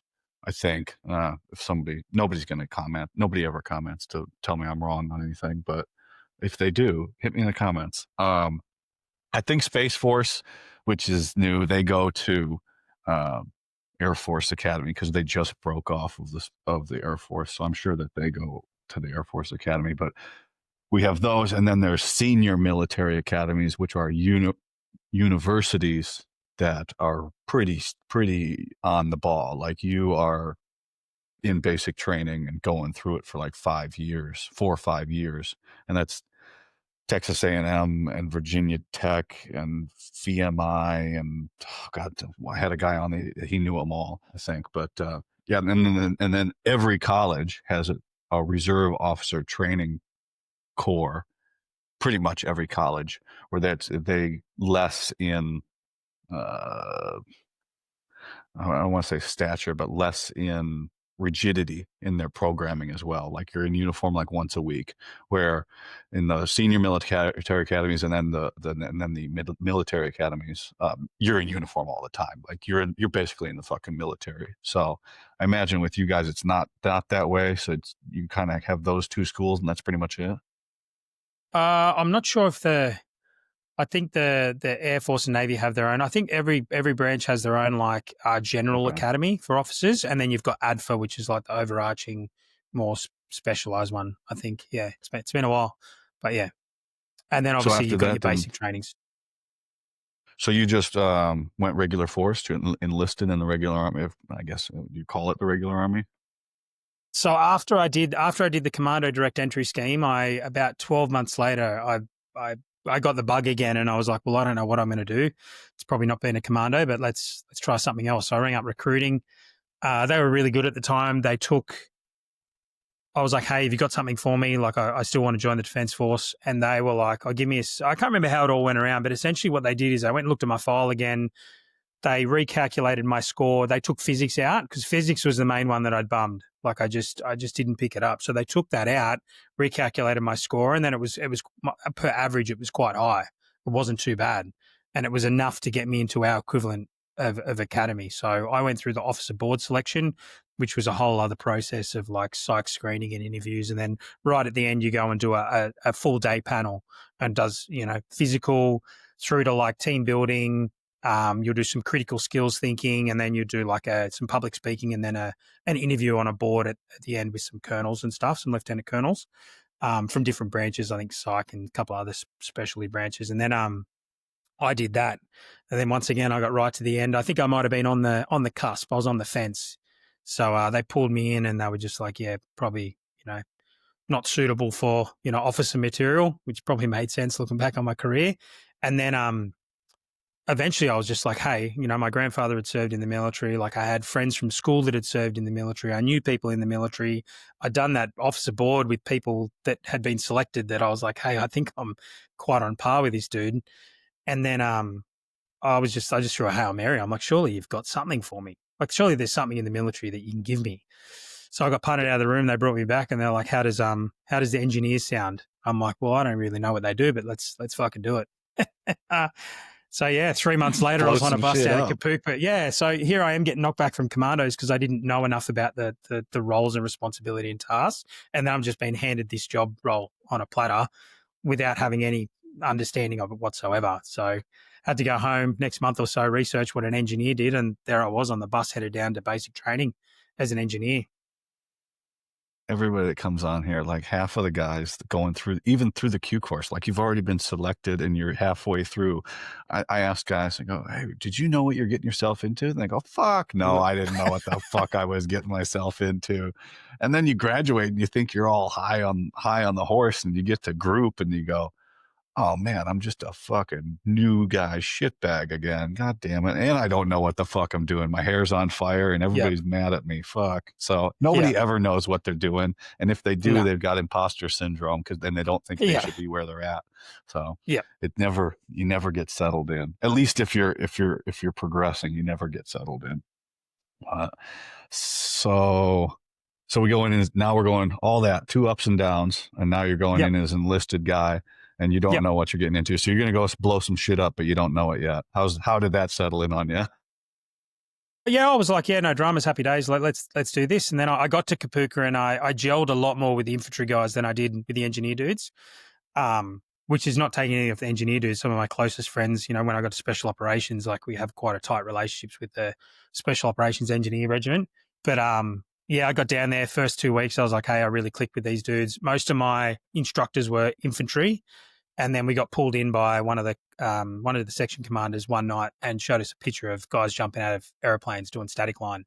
And I was like, I want to do that. So within the first 2 weeks, I'm down at basic training on a job I've got no idea about, transferring to another job that I've got no idea about, and that was infantry corps. So I put my transfer in for infantry, and that was like 12-week process while I went through basic training, and I literally got to the point where I was about to get on the bus to go to engineer school, and I got the tap on the shoulder. I was like, "Hey, your transfer's gone in. You're going to the School of Infantry," and there I was. Yeah, from potentially commando, potentially officer, potentially engineer, and then I'm going head into the School of Infantry as a grunt. Going zigzag back Yeah, and forth. just zigzag and trying to figure it out on the go. Yeah, just shooting alive. Um, Rolling practice, how I are think we call it. Yeah. how are you guys on the American stereotypes of basic training? Are you know? I tell people I didn't really have basic training. It was a joke. They didn't yell at us. They didn't smoke us. They didn't fuck with us at all. I think there was some abuse on some cycles before us where drill sergeants had abused some of the trainees, and then there was an investigation, and our cycle didn't get fucked with because my buddy, he got the shit smoked out of him for like 2 months, Yep. and like, Yep. but um, how is it for you guys? Is it people with round browns yelling at you and telling you to go over here and go over there and stressing you out, or what was it like for you going through? Because this is Yeah. mid to late 2000s, I guess. Is 2006. Yeah, back then it was still like, you still like getting yelled at, bed sheet in the hallway. Your room was messy. Your mattress ended up on the floor from the third story building. Like it was, but it was controlled. It wasn't, it didn't, that's that fine line with the basic training where it sort of borderlines on bastardization and then controlled aggression, and finding that happy balance. You get some instructors where you're like, you're taking this fucking way too far. And generally that's because they're incompetent in their job. But then you find someone who's quite competent and confident, they'd have the ability to push that stress boundary because at the end of the day, it's while it's a big game basic training to be like, if, forced discipline, there's also a fine line between like that and just we talk about taking the piss, right? It's like you've just been angry for the sake of being a proverbial F-wit. And you're just trying to be a bully, so to speak. So, my basic training was, we're still getting yelled at, still getting screwed around, but there's always a purpose and an intent behind it, right? Like trying to mold a civilian into essentially for grunts, it's a weapon system, right? To be able to point and shoot and do it in a way that is responsible and the way that you intended it to be. Yeah, a purpose. The best instructors, there's a purpose behind them teaching you what they're supposed to teach you, and then when you fuck it up, there's a purpose between them fucking with you to teach you what you're supposed to know in the first place. That's the best. No. It's not until you start instructing yourself you understand that, especially within special operations. Like I remember when I took my first CQB course. It's essentially the primary skill of an operator, right? And understanding how we induce stress in a way that tests the critical thinking of the operator, right?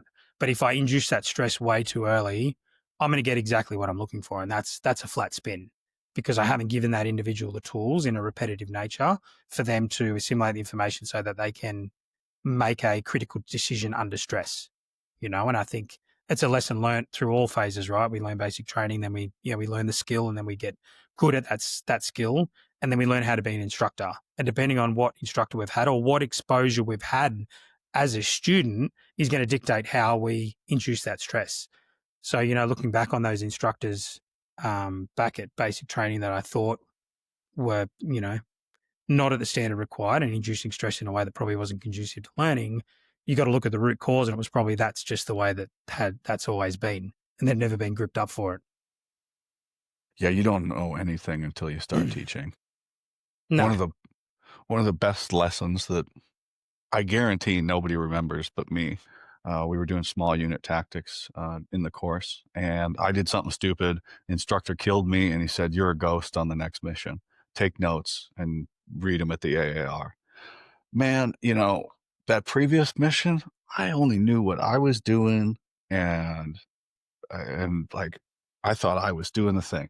Man, he made me a ghost, and I watched our formation, and I was like, we are fucked up. Like I had to watch everybody.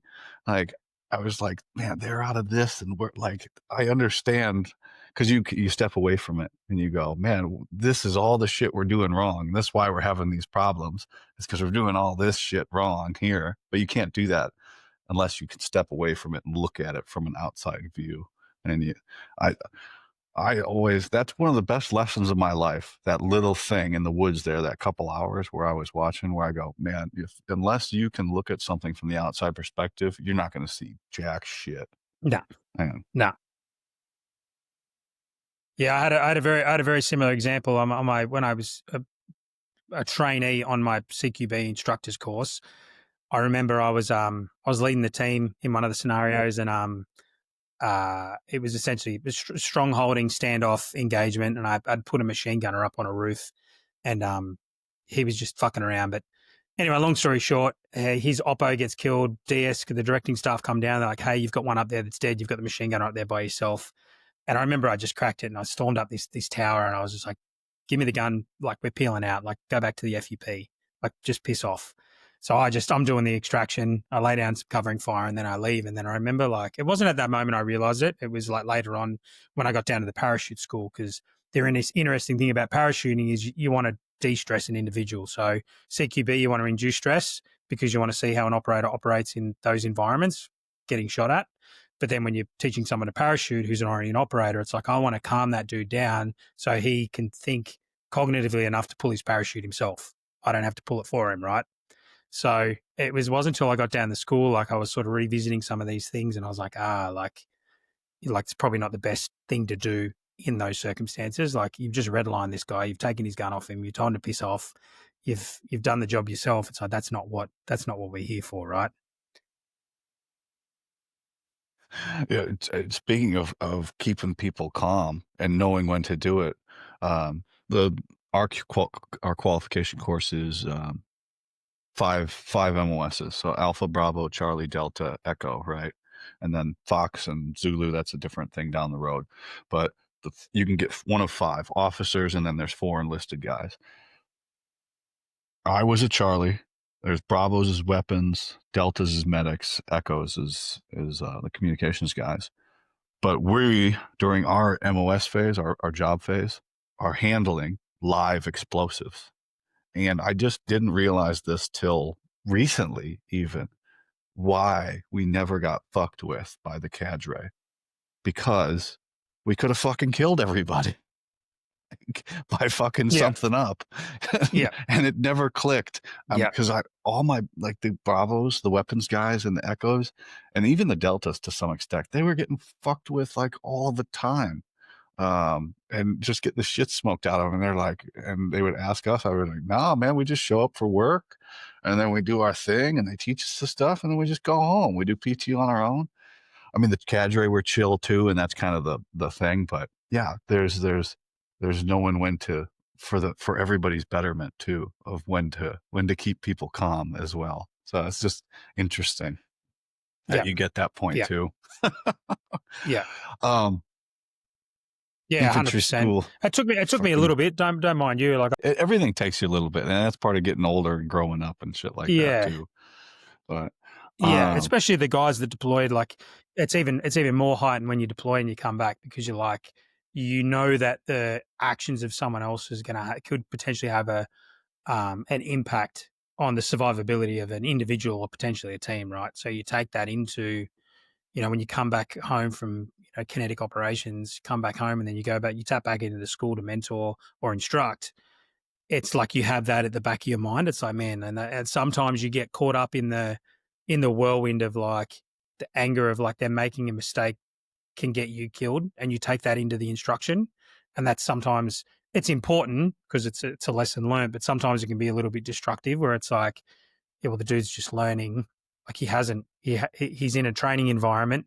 He hasn't killed you. He's just made a mistake in training. So let's rectify that, recorrect it, go run it again, and see how we go.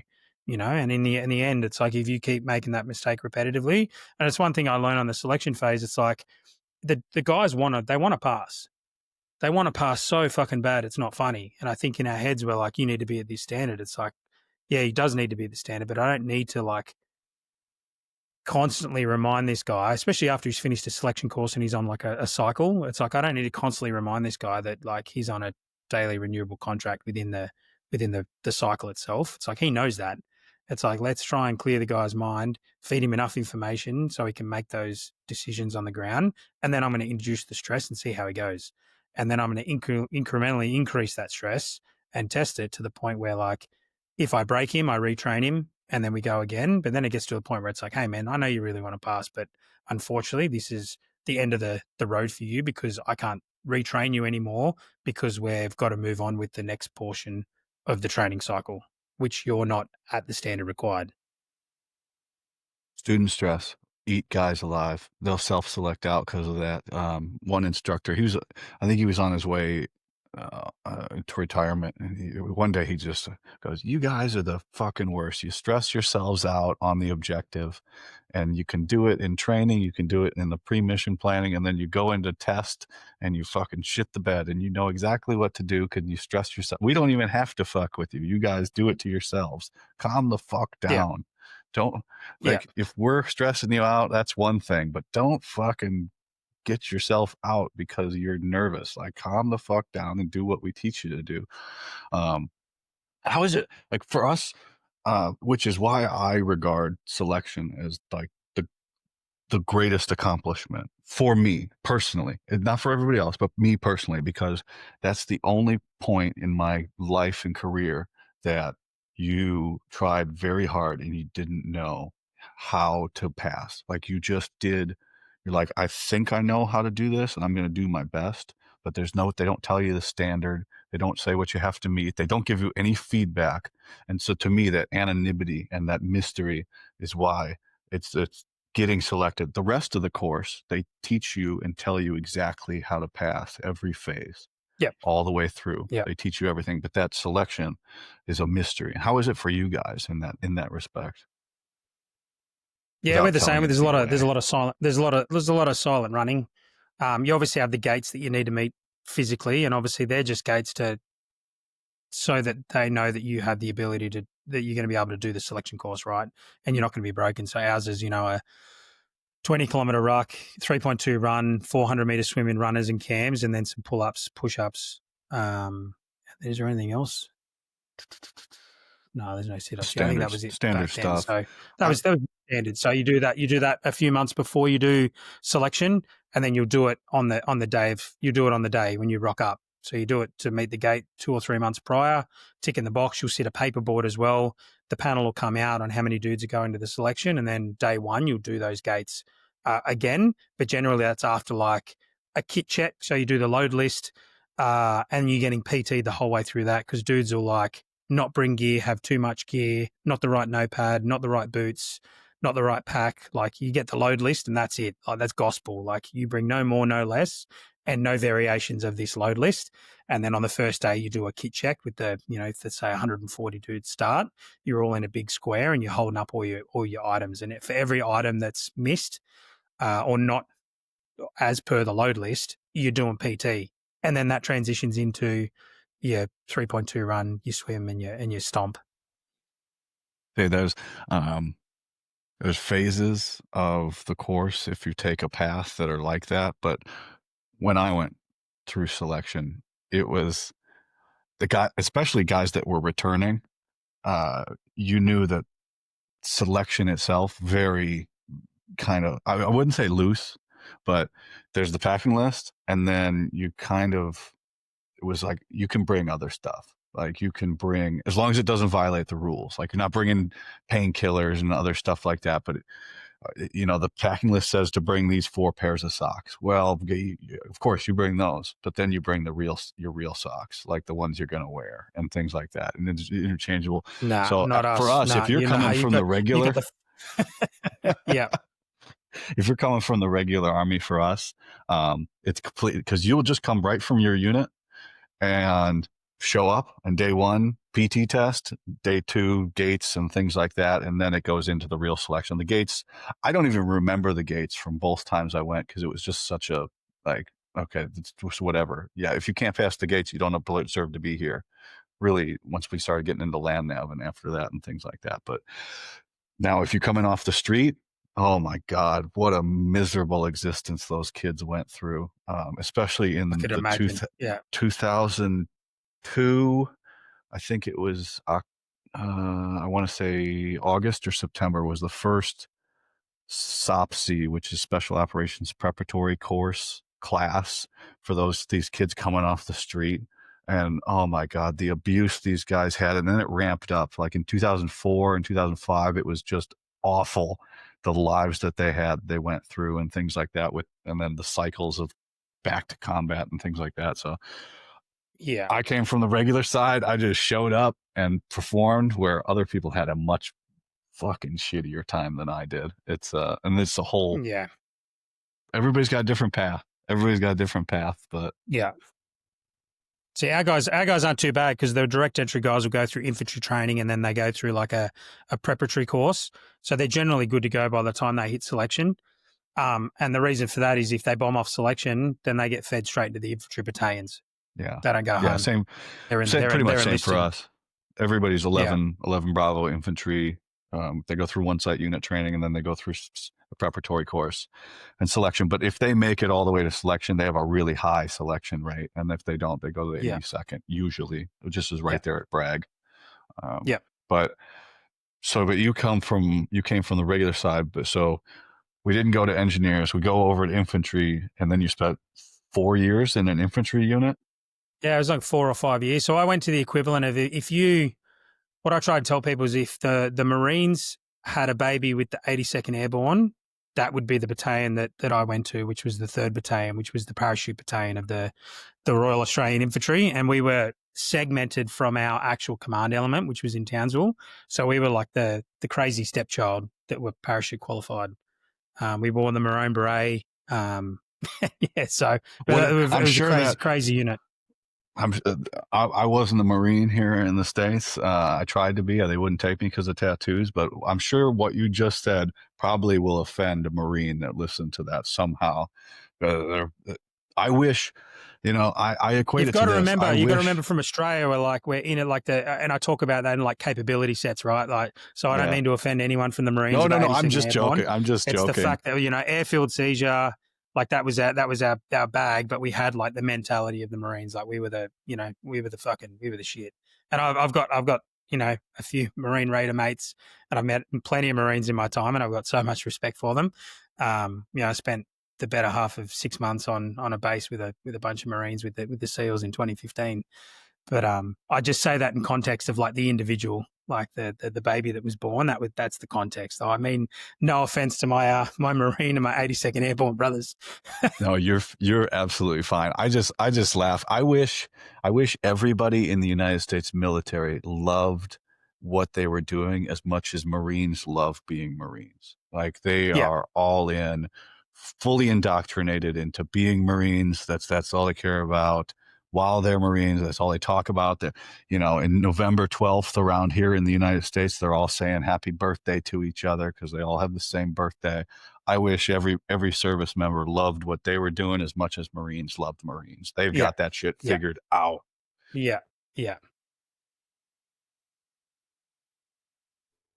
I imagine you guys' units have to be, and you said the special operations units especially, but are the regular Army or regular military units more diverse as well in the capabilities that they have to have? Because you'll have just regular Army units here that are light infantry and they're not airborne qualified, and but are you guys more in general, or do you have that as well? Like you'll have airborne infantry, you'll have light Yeah. Oh, we don't infantry, you'll have have any. mechanized We don't infantry. have. So we don't have any airborne infantry anymore. The battalion that I used to be, they hung up their wings. The air capability strictly lies with special operations now. There's an amphibious infantry unit, and there's some mechanized and mobility units as well. But yeah, apart from air, they hung up their wings in 2011. Being a small force, now that I've been down the parachute school, it wouldn't take much for us to stand up an infantry battalion if it was required. It would essentially send the battalion down, and we'd easily be able to static line qual a battalion in 2-3 days. No dramas. In a global in the need of it, there's a memo for everything. They're sending people out the plane. We didn't have airborne infantry before World War. It was like, oh, now we do. Okay, start throwing guys out the sides of planes. Figure it out, and they'll Yeah, figure it out if they need be. Especially with the new technologies and the parachutes, like it's easy. Like you probably could even just push them out and be like, "Hey, if that doesn't come up, pull this, land with your feet and knees locked tightly together." Like, and understand there's going to be a 20% attrition rate maybe on the drop zone, and you account for that, right? Yeah. Tailgate jump is, I mean, that's the bee's knees right there, walking out the back of a plane and just, hey, good, we're good. All right, bye. So Yeah. it's so hard to fuck up. What did you, so did you at any point before you got to your unit know what you're getting yourself into once you got there? Or did you just kind of get to your unit and go, oh, hi, this is what I'm doing now? Yeah, it's a culture shock. Like I said, you know, if you look at the stereotypes of individuals I talked about, we got to the unit and it was just like back in the mid 2000s. Like it wasn't lawlessness, but it was nuts. You know, I think we rocked up on a Sunday. It was pretty quiet. We had most of our unit deployed to either Iraq or East Timor. For the guys in the States who don't know, East Timor sort of sits above Australia. They were deployed there in some peacekeeping stuff, and then it was pretty cruisy probably for the first little bit, and then everyone rocked up from deployment leave the following year.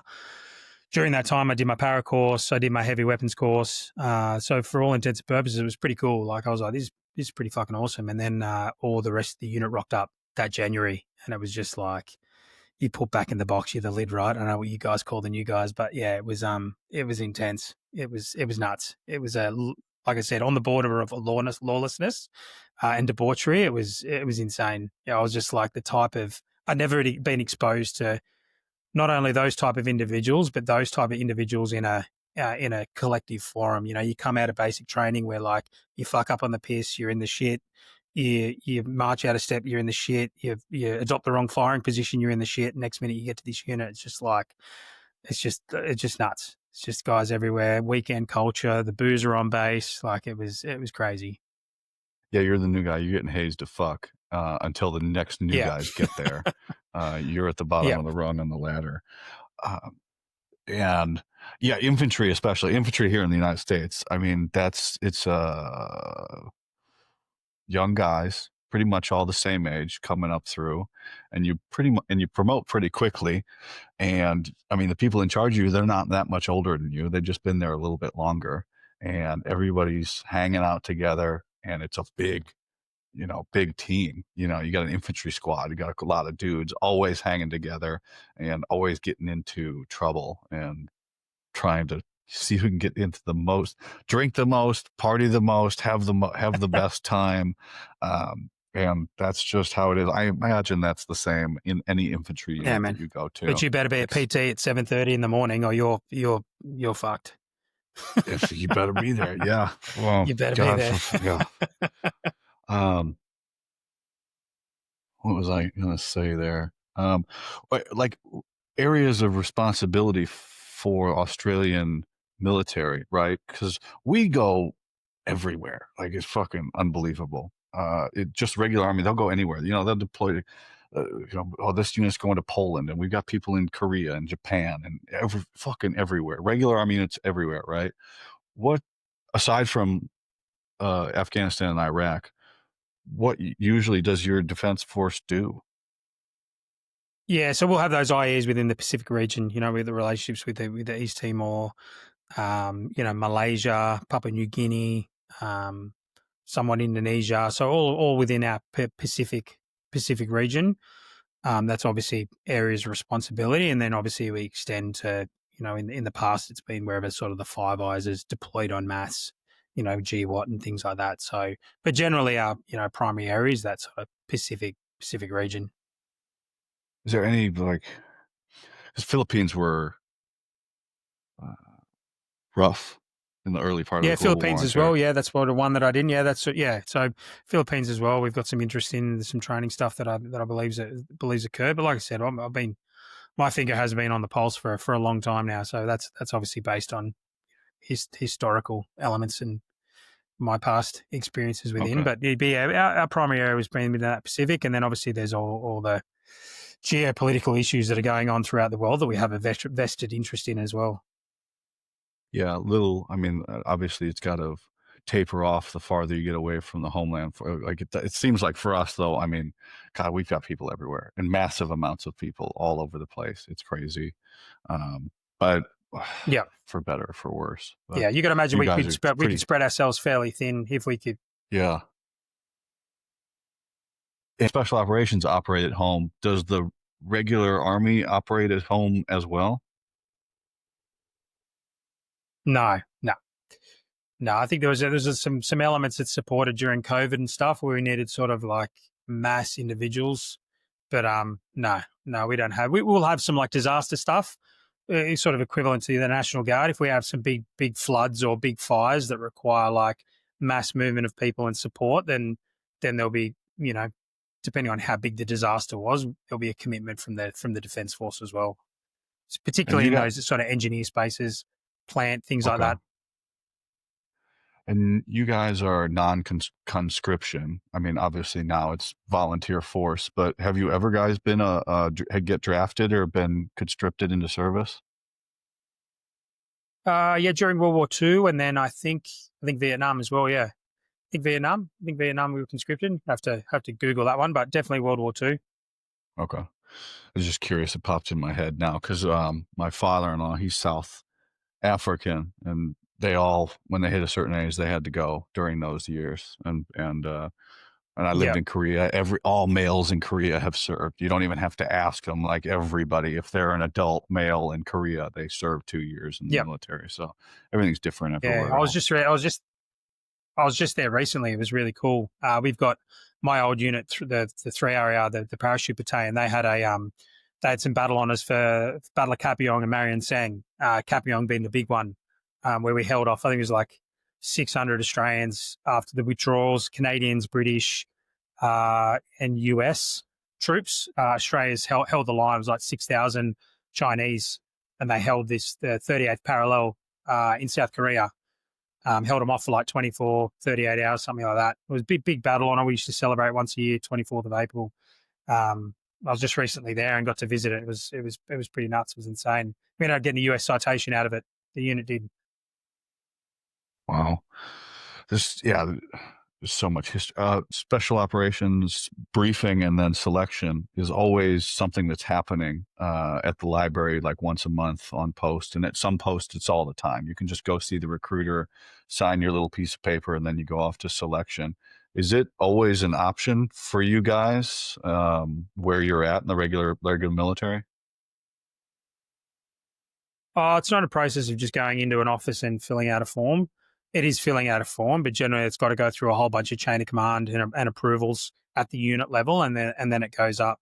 And then depending on what branch you're in, if you're army, it's a little bit more. There's a glide path a little bit. Like I said, I'm talking from back when I was still in, but there was a whole approval process that needed to happen at unit level before that paperwork went up, and then the process started. And then depending on the appetite of the unit to allow you to prepare yourself, it depended on where you're at.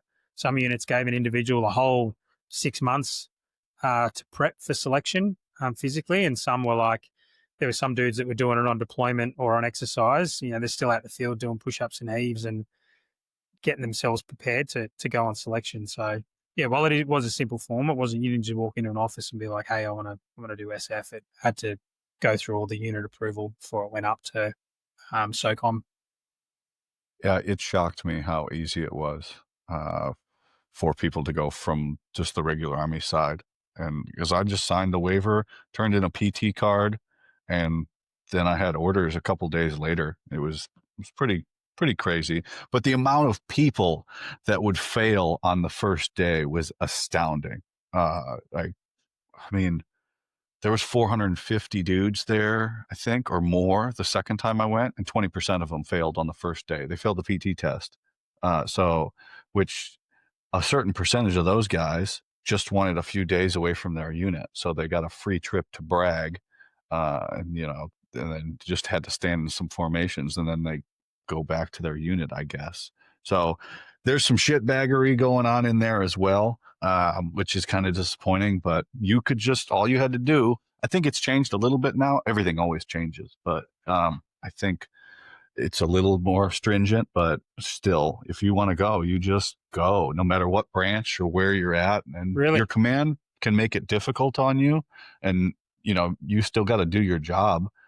And like if you're going to selection and you were in 75th Ranger Regiment, I mean, you could get kicked out of regiment. It's pretty shunned. That's like the most frowned upon, going from regiment, and then it's a sliding scale from there. Where I was, nobody cared. They're like, oh yeah, you're gonna go. You're obviously fit the bill of what they thought, somebody that would pass and graduate, which obviously I did. But in regiment, it's like a stab in the face to your brothers over there if you're going to selection. And it's frowned upon. They could put you on staff duty every other day, and if you don't pass, you can get kicked out of regiment and stuff like that. So there's a sliding scale, but it's different everywhere. But you can just go, just sign the paper and go. It's interesting. Yeah. No, ours is it's quite robust. You know, you got approval from the unit level, and that goes through, and then from there, you go and do psychs, you do physicals. There's a whole build up. It's almost like applying for the army again, and then it sits generally. Then you can do the barrier course, and then from there it goes to a paper panel. So after you've completed the barrier course or What's that? like I said, how we. So that was all those gates you had to do a couple months prior to doing the selection. Then you do it again on selection, the barrier, and then from there they sit a paper board. So they get everyone's files who's passed the barrier course. Then they'll go through them, and then however many there are, then there'll be a limited amount of spots on the actual selection course. So there's a selection within selection before you actually get on selection. I got to imagine. A lot of times it's smaller units because we have National Guards, and for them, it comes down to money, who they're going to send, and they're very stringent about who they send because of the money. And the military, oh my God, our military blows money like you wouldn't fucking believe. It's unbelievable the amount of money we throw in the garbage.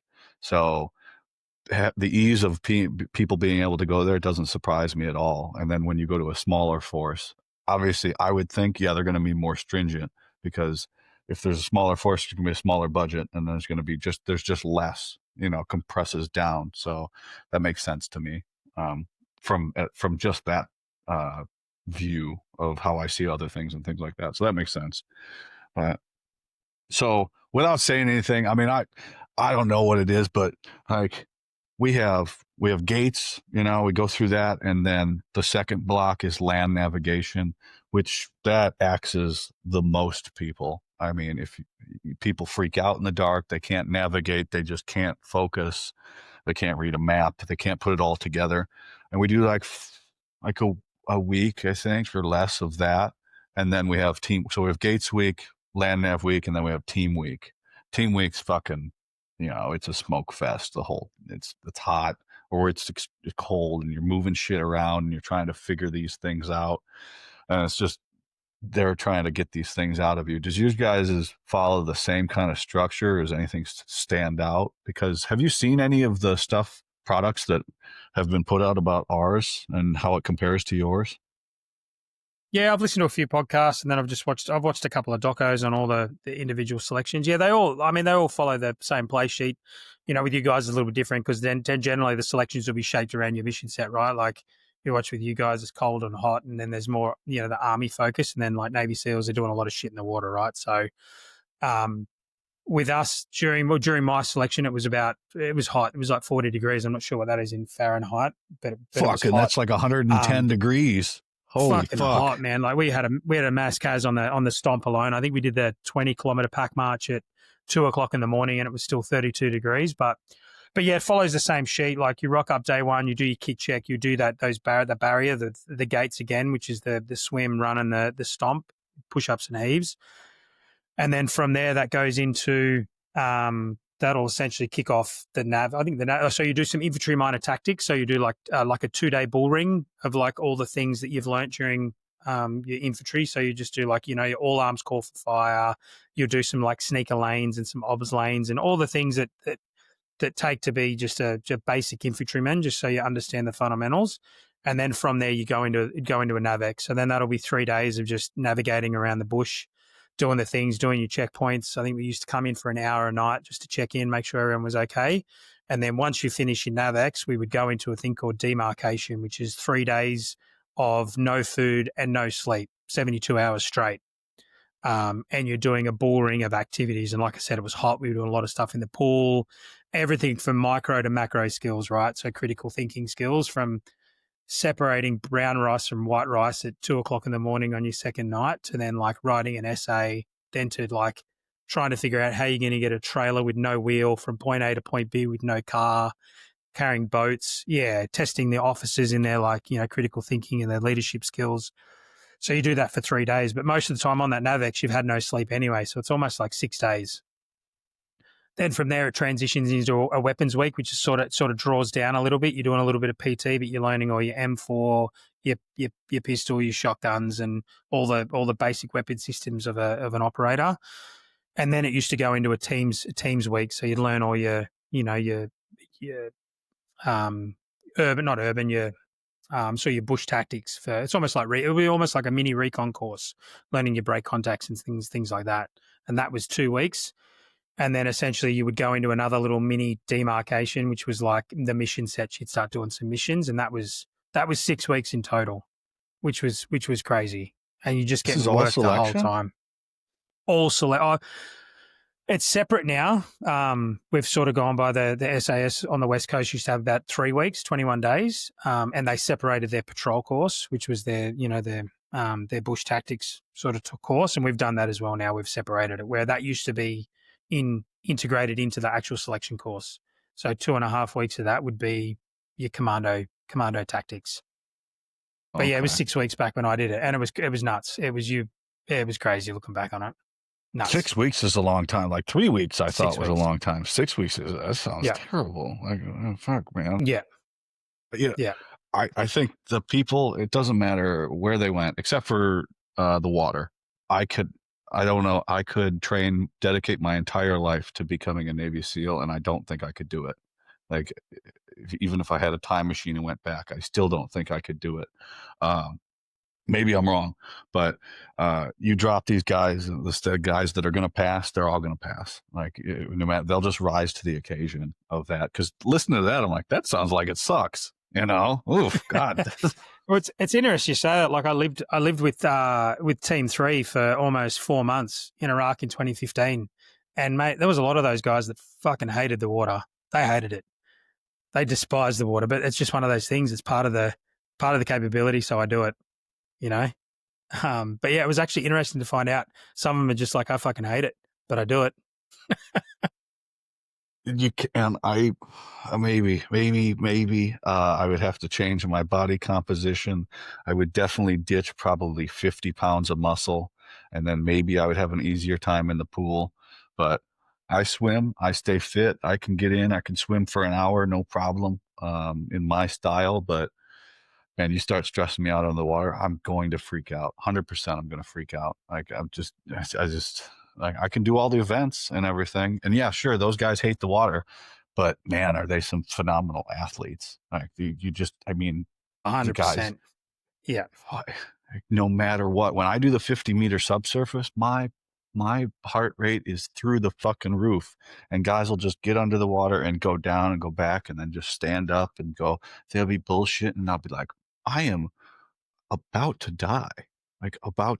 Yeah. And it's like, fuck. And I've been preparing, like working at it. It's working at it. And it still doesn't get any better, but whatever. I guess some of that comes with age as well too. But I did my sister, I like the sky. My sister likes the water. So my sister took me through a dive course. She's a dive master. And years and years ago, we went to Vanuatu, and there's a old shipwreck. It's called the USS Coolidge. It's a old ocean liner that was converted into a US transport ship back in World War II, I think. And it actually kicked a home goal. It hit a US sea mine, and the bow sits at like 30 meters and the stern sits at about 75 meters on a shelf.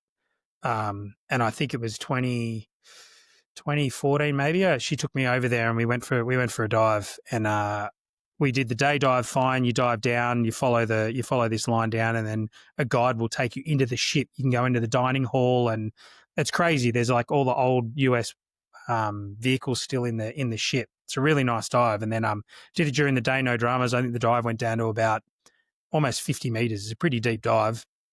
Came up, and then we went back for the night dive, and we were running behind time, so the dive master took us down quite quickly. And I'd never felt.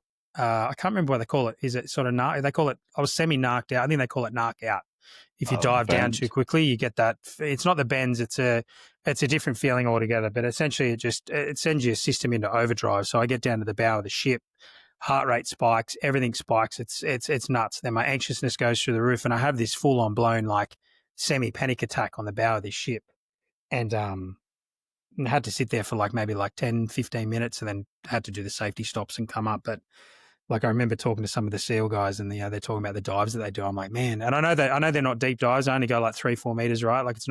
They're not doing super deep dives with their rebreathers, but still, I'm like, man, you're in the middle of the ocean and you have one of those bad boys. I'm like, you're screwed. Yeah, you just hold your breath until you pass out and die. Yeah. Oh, good on them. Like I said, the dive team guys that go to CDQC, good for them, man. So much respect for that segment of any special operations. You add the water to it and people freak out. Just like you turn the lights out, people freak out with that too. And maybe the skill is in there. If I had to rise to the occasion, I could. Yeah. But I have my serious doubts. I have my serious Yeah. doubts on that And one. that's what I always laughed about, going doing parachuting. These dudes talk about the rebreathers. We had when we were on domestic counterterrorism, we've got dive teams, and they talk about the rebreathers, and it's just it sounds like if the water gets into a certain part of the charcoal filter or something like that, the whole unit turns toxic. I'm like, it'd be like having a parachute on a jump, and you're like, hey man, if the air's like this at some point, it could just it could solidify your reserve parachute. I'm just like, that's crazy.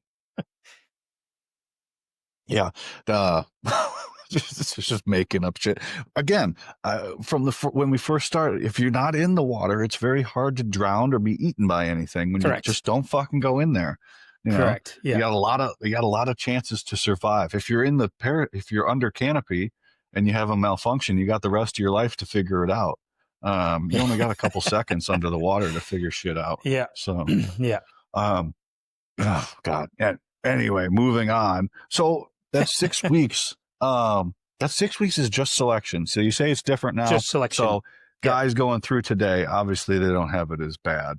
That's a joke, but everybody when they went through, it's always the last of the hard ones, right? Yeah. The last hard class. I say that I was in the first easy class. I always jab at people because the way my path lined up, some of my buddies had a much shittier time than I did. Some of that was with my pre-skills and things like that, but I don't say that any of that shit to fuck with people. I think that's so stupid. But if it's legitimately changed, 6 weeks sounds fucking terrible compared to 3 and 3. So that sounds pretty fucking hard. But that's just your selection, and then you have how long is your guys' course after that? So the Rio course goes for about 12 months. Oh, okay. 12 months fucking post that. Full set as well. Yeah. Yeah. And how do you guys break up do you call them, we have MOS, military occupational specialty. Do you guys break it up by that, or what are they called? It's similar. They're just courses. It's called the reinforcement cycle, and within those is all your courses to qualify you. So yeah, within it's your basic static line if you haven't done it already. You'll do roping, demolitions, you do your CQB, that'll be broken up into the domestic counterterrorism elements, and the urban elements. What else is there? It's been so long since I did it. What are some of the other courses? That's the nuts and yeah. We have weapons guys and engineers, and then we have communications and medics, and then an officer so we got those coming out of the course. Do you have all that too? Yeah, so you do generally back then you did comms or medic, so you're either like a signals or medic, and then what was the other one you mentioned just then? We have weapons and engineers. Heavy weapons, okay. Yeah, heavy weapons, yeah. But the demolitions everyone does the demolitions one that encompasses that engineers. Okay, so you've got officers and then 3 different enlisted guys, MOSs. Yeah, so the officers will go through the selection, and then they go off and do sort of a separate component as well. They'll do like a Nobody knows leadership what they do. Nobody knows plan. what They they do do. like Yeah, planning and all the things that they do. Learn how to eat the cucumber sandwiches. exactly. We'll suck on it for later. Fucking nobody knows what they do. And then there's warrant. We have warrant officers, and nobody knows what the fuck they do. Except unless you're a warrant officer and listening to this, you know what you're doing. Yeah. And it's important. It sure is important. So okay, so we got a few different jobs, and you guys have a lot of cross. How big is a team? Five guys will be a team. That'll be a team. Wow, small. Okay. Yeah. Yeah. Yeah. Okay. It's 2 units, small teams. Okay, so. And then you'll attach like any enablers that you require from that. Like you generally will have an engineer attached, so that bolsters to 6, and then maybe you might have a couple of other enablers, whether it's a SIG or Bear or something like that, depending on what the mission set is and what you require. Then you might bolster a couple on there, but yeah, and then a combat controller as well. Okay, yeah, we will get. I mean, I can't speak to deployments and stuff like that, but we will work with the Air Force. I mean, whatever the mission dictates is what you're going to get attached to you. What is your, and I'm not going to ask you too much about lineage and stuff, but like, what's your structure based off of? Is it SAS, or is there any, because I love history and I don't fucking know anything, but you guys were colonial for a long time, and then that split off, and then so there had to be some structure left over from that predates all the modern stuff. So you guys' special operations is homegrown, and of coming up under Australian rule and developing itself then. Yeah, so yeah, special operations essentially it all developed from there's a couple of little stories, but essentially World War II, with some of the unconventional methods of warfare and the requirement for that. There was a couple of things that occurred. You had Z Special Force that went and did some missions in Singapore Harbour against the Japanese, and then you've also got like 2-2 Company, which in World War II they essentially stood up. They wanted an unconventional element, and they grabbed like the Cowboys, the rough guys, the footy players, and all of that, and they were going to send them over to. Essentially, they're going to send them to Europe to essentially, do stabilization operations, unconventional warfare, and they ended up in Dili. They ended up in Dili for some reason. I can't remember why. It was West Timor was predominantly Dutch colonization, and then when World War II kicked off and the Japanese started making their way down south, they ended up in Timor and caught a lot of Australian troops by surprise. But this 2-2 commando element ended up in the bush for some reason. I think it might have been to do with malaria or something like that. They were just went in for a bit of respite. And then the Japanese were like, hey, we've got all your Australians, like you need to come out. And they were just like, how's about you go F yourself? And then they just started disruption operations, and they were really kinetic. They were super effective. There was all these massive like little ambushes that just like the casualty rates were huge, and it sort of put that sort of type of unconventional warfare on the map. I'm no historian by all means. And essentially that saw the adaptation of later on the SAS being stood up in 1957, obviously, mirroring the British SAS, and they obviously did the great things that they did. And then later on down the track, the Australian government decided that they needed a special operations or a special forces group on the East Coast, predominantly for the domestic counterterrorism stream. There was a response force on the West Coast, but there was nothing on the East Coast. And if you've seen a map of Australia, the populace is mainly on the East Coast of Australia. So at the time, and they're far away. Whew. Yeah, at the time, 4RAR was just a regular infantry battalion, which is now 2 Commando. I think it was 2-4 battalion. And they started to re-roll. So sent a bunch of dudes over to the SAS. They did like a mini selection, and then they were put on like a tactical assault course where they learn all the things about domestic counterterrorism. Sent that back to the unit, stood that up, and then global war on terror that kicked off, and they saw a need for essentially a bigger strike force or a capability within Australia's mandate, and then they started qualifying the rest of the companies, and then in 1996 or 99, then they re-rolled into, so 4AR became a Special Forces unit in 96, I believe, and then in 99 it re-rolled and became 2nd Commando Regiment.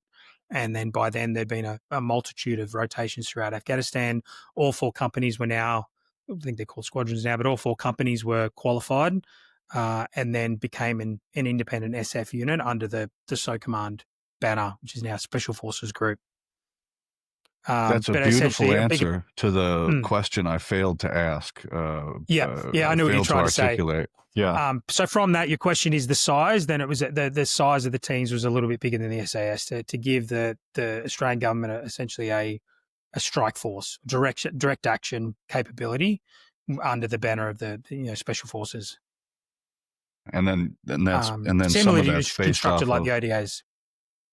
yeah, because we're 12 and they're talking about maybe adding something else, but there's no consideration for operations at home for us. It's all you're deploying as a you can deploy as a 12-man team and operate, and guys have done that.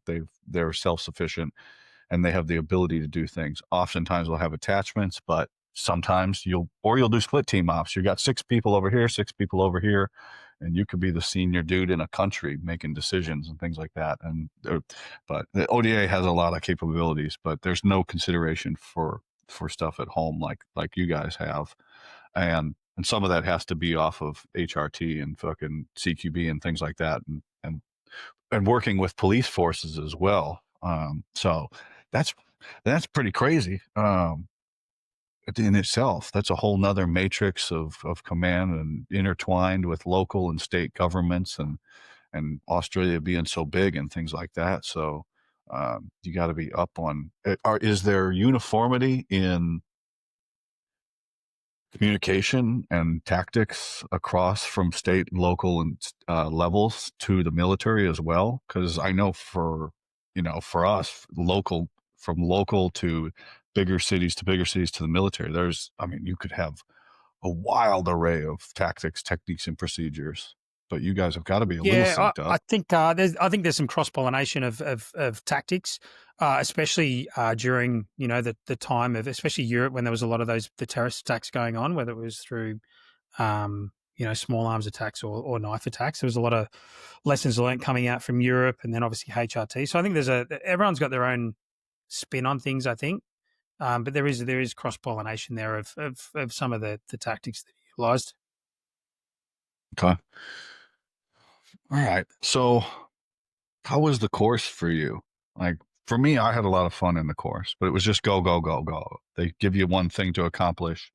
We would go accomplish that as a group of guys. I had a good group of guys with me, and we would just wrecking crew. We went all through together, and then we graduated, got our beret. Uh, very big accomplishment. And they're brave, but you realize they're impressing upon you the whole time that, hey, you're just a new guy. You're going to go right back to the bottom again when you get to where you're going. And the cadre kept us they told us that quite a bit. But how was the course for you? I mean, it was, I thought graduation and all that was awesome. And then you get to group and it's time to do the job, and it just didn't pan out for me. But how was it for you? Yeah, it was good. I enjoyed different elements. I think there's guys that struggle on different courses. Like I really enjoyed the CQB part. I've always been pretty good at shooting. Like the CQB was quite.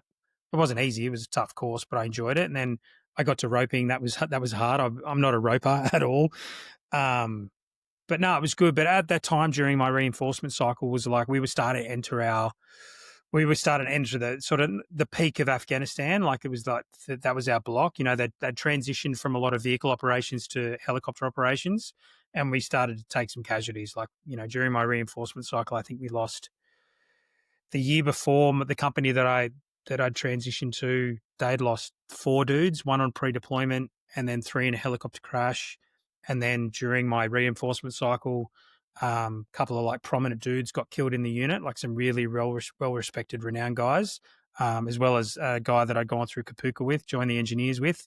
So you're finding like we were entering into like a pretty big peak in the global war on terror. So the realization was kicking in as well. So not only are we doing all of the courses that require us to get our beret, we're starting to notice like things like shit's getting real. especially transitioning from that vehicle operations to healer operations. It was like, dudes were kicking hornets nests, and there was consequences to that, right? So it was a mixed bag. It was really good to be on the course and doing the job and learning the things, but then there was the realization, like, coming out of this, and generally what would occur is half would get split. One would go to one company, and one would go to another company, and one would deploy straight away. So we split into two groups post our reinforcement cycle, and the guys that went to the other company, they deployed straight away, and then we were on the replacement. So not only, it was like 5-6 months later, we were on rotation to Afghanistan. So the So realization was kicking in real quick that, like, shit was just about to get real. yeah. Um, how about this?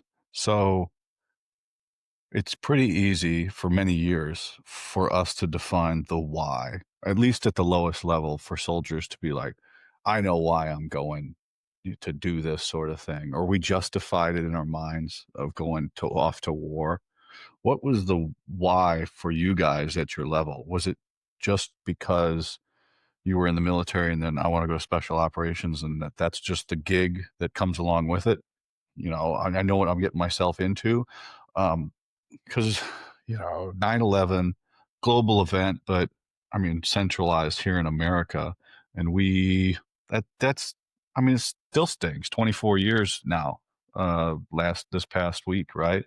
Um, and it's just a thing. It's fading, but everybody's still alive that remembers it. Really, how how does that echo through your guys's uh, service and devotion to what you guys are doing, especially going to the Middle East when it's something that happened way over in America? Yeah, I guess it's tied to the job, right? So before I did selection, I'd already deployed to Afghanistan prior to that, 2008. I went with the regular infantry as part of a reconstruction task force. We were essentially the security element for that. And the majority of that time was spent out in the field, building patrol bases, doing 8-9 hour patrols every day. The camp to the SF guys was right next door. So, a couple of peers had already done selection by then, and they were on deployment too. So you're seeing, and the third battalion was right next door to 2 Commando as well, separated by a road. So every day you're seeing the guys over in the unit doing the thing. In the years you're seeing guys do selection and they're successful. But every dude's, I guess, intent is different. We all know where we were on September 11. There's no doubt about that. You ask anyone, even Australians, where they were on that date, whether they served or not, you know exactly where you were at that given point in time, and the feeling that happened, what you saw, how you felt. And there's obviously that burning element as well. Like, obviously it was an attack on the US, but it was an attack on the West as well. And there was attacks after that. We had Bali, then we had, I think it was London or one of the, but you had those in succession as well the year after. You know, I think London was in 2003, was it? Something like that. And then Bali wasn't too long after. So you had all these different countries that were impacted by those attacks. Better than the same token, when you're infantry, you want to do the job and you want to be the best and you want to deploy, and then you also want to be able to do that job as well. It's like learning a skill set, never being able to put it in the field. And, for some, that's really hard to comprehend, especially civilians. It's like, well, why would you want to do that job? It's like any skill set.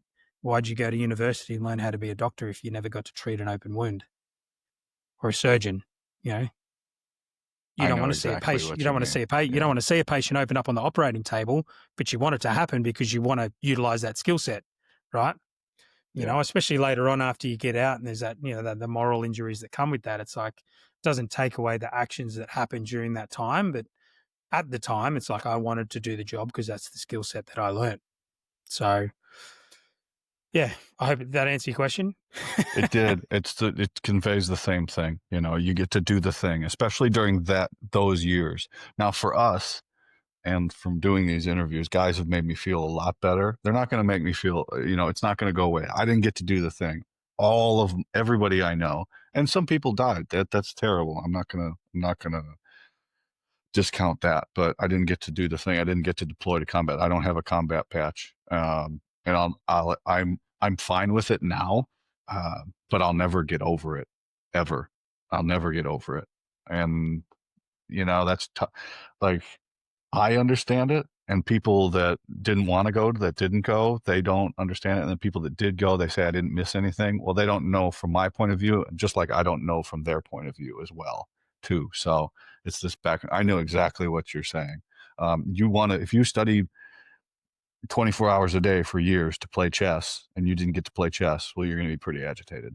I want to touch the pieces. So, I want to see if I know how to play. And I don't get that, but that's okay. I'm okay with it, but I'll never get over it. Yeah, and it's not until you hear over the radio, there's a couple of times overseas where like the guys who get on the radio and they'll be like, "Thanks for the fight today. We'll see you next time." Like it was crazy, and it's like it's not till later on in life you sort of dwell on those moments where you're like, they had that on the other side as well. They're Yeah. fighting for different purposes and causes and things like that, but then at the end of the day, they're like, "Yeah, thanks for the fight. You're welcome back anytime." It's like it's a bit of a head fuck at times, um, but one of the biggest reasons for me, especially joining the commandos and doing the thing, was obviously I joined the army while I spoke about my dad and him bringing the direct entry scheme home to me during. I think I'd only been in the military for 2 years after I got back from East Timor. My father committed suicide, so I lost him, and then that was a big burning desire to sort of like go through with the thing that he brought me home that day. And that's one of the reasons why I didn't go to the SAS selection. I went commandos is because of that. I was like, I'm gonna fucking do that. And that was one of my biggest driving forces as well. So not only was it, to do the job and be the best at and be at the level that was at the top, but it was also to sort of honor that promise that I'd do that. Mhm. Sorry that happened to you. Um, Nah, it's all right. yeah. Is it how big of a difference between the SAS and commandos is it for you guys? If you ask the SAS dude a lot, there's a nice healthy rivalry there. For years, there was a lot of obviously we're the younger stepbrother. They were formed in the 1950s or 57, and then obviously we were a lot later. Pre Afghanistan. But we've also done a lot of things to put ourselves on the map. So yeah, look, without getting into the intricacies of the capabilities, which have all changed now. You used to have unconventional warfare and long range reconnaissance with the SAS, and then essentially that precision strike with two commando, as well as the complementing domestic counterterrorism, both East Coast and West Coast. But I think a lot of it's transitioned since I've gotten out, and there's definitely defined mission sets that they have, including different arms of special recovery as well, which I'm probably very outdated in discussing, to be honest with you. But yeah, obviously, predominantly the SAS was that long range reconnaissance, unconventional warfare. They obviously held the domestic counterterrorism capability, and then the commandos were stood up so they could handle the East Coast. And now I believe they hold that primary responsibility of that. And then obviously, special recovery and that strike force element, advanced force operations into different types of warlike situations. Okay. So different, yeah, every different, and then you got that mixture of it. Do they do stuff at operations on the homeland as well? Oh, like I said, we hold that domestic counterterrorism. I don't think there's operations, so to speak, but obviously, in terms of like a ready force to deploy, if there's a major terrorist track in Australia, and how that different levels of when the police would hand that over to that force. It varies. It's all government level stuff. It was we had an attack years and years ago. I can't remember what year it was. It might have been 2013. We had a siege in the middle of Sydney, and it highlighted a couple of indiscrepancies on how that would be handed over, because no tactical police force would want to hand that over. They wouldn't want to put their hand on their heart and be like, we don't have control of this situation. It's time to hand over. Where I think that siege brought out a lot within legislation, and now there's specific like decision points on when that force is utilised in those circumstances. Oh, yeah. You got to be ready for that too. That's a mind fuck as well. Yeah. Um, Yeah, and then it's an intense reaction. workup. Yeah. It's an intense workup when you go on those duties. It's it's full on. Like it's very different to the CQB and getting ready for Afghanistan. There's a lot that goes into getting ready for something like that. As you can imagine, there's zero room for error, and there's also it's a different type of assaulting. Right, you're not in the depths of Helmand Province, where you're within the, outside of the golden hour potentially. Where if you take a casualty, it could be like, a failed mission because you don't have the ability to extract that casualty and potentially they may die. Whereas domestic counterterrorism is like, we need to flood the stronghold to eliminate the threat, no matter what the cost. Obviously, no cost to the hostages, but potentially cost to the assaulting force. As one dude takes a hit through the door, the next one's coming through. It's a flood. It's not like a slow controlled clearance. Eliminate it now. Take it out. Eliminated now Okay. at whatever cost to the assaulting force, right? Yeah. Like I said, TTP, all the things that might change now due to all these technological advances, utilization of canines and things like that. But yeah, back then that's what it was. Flood. And we'll get into that. I got one more. So I glaze over combat experience because I have none, and it's not my place to comment on it. That's for other people to talk about. But with the thing, so you joined and you want to do the thing. Do you feel like you got to do the thing, or is there any part of that you missed out on? And how do you No, feel I about got to do the thing. I had a really awesome career in that I got to deploy in all various sets of like mission sets. There'll be a lot of dudes that have just done like 7 or 8 back-to-back rotations in Afghanistan kinetically, and they're animals, they're machines, right? Like you look at those dudes and yeah, I'm just in awe, right? Like to be able to do that, especially guys that have had families and been able to do that. I was fortunate enough to do most of my kinetic fighting without a family, so you don't really have that sort of hanging over your head. But I definitely deployed with many dudes that were on their 6th, 7th rotation with families, and I didn't really appreciate it back then because I didn't have one. But I look back now and I'm like, man, like that's a big sacrifice. That's a big to be able to keep your mind on the battlefield while not thinking about that back home to ensure that survivability of the team is key, because most of those dudes are in leadership positions, right? So not only like do they have their families to think of, they've got their own family, which is their team, and the decisions they make on the battlefield can affect the survivability of that team. So, um, but to answer your question, I got to do a couple of rotations to Afghanistan in a kinetic capacity. Then I went up to Kabul, and I did it in a protective capacity, looking after one of the generals in a PSD. So I got to do that. And then in 2015, when ISIS was doing their thing throughout Iraq and Syria, I got to deploy when the Ramadi offensive was going on.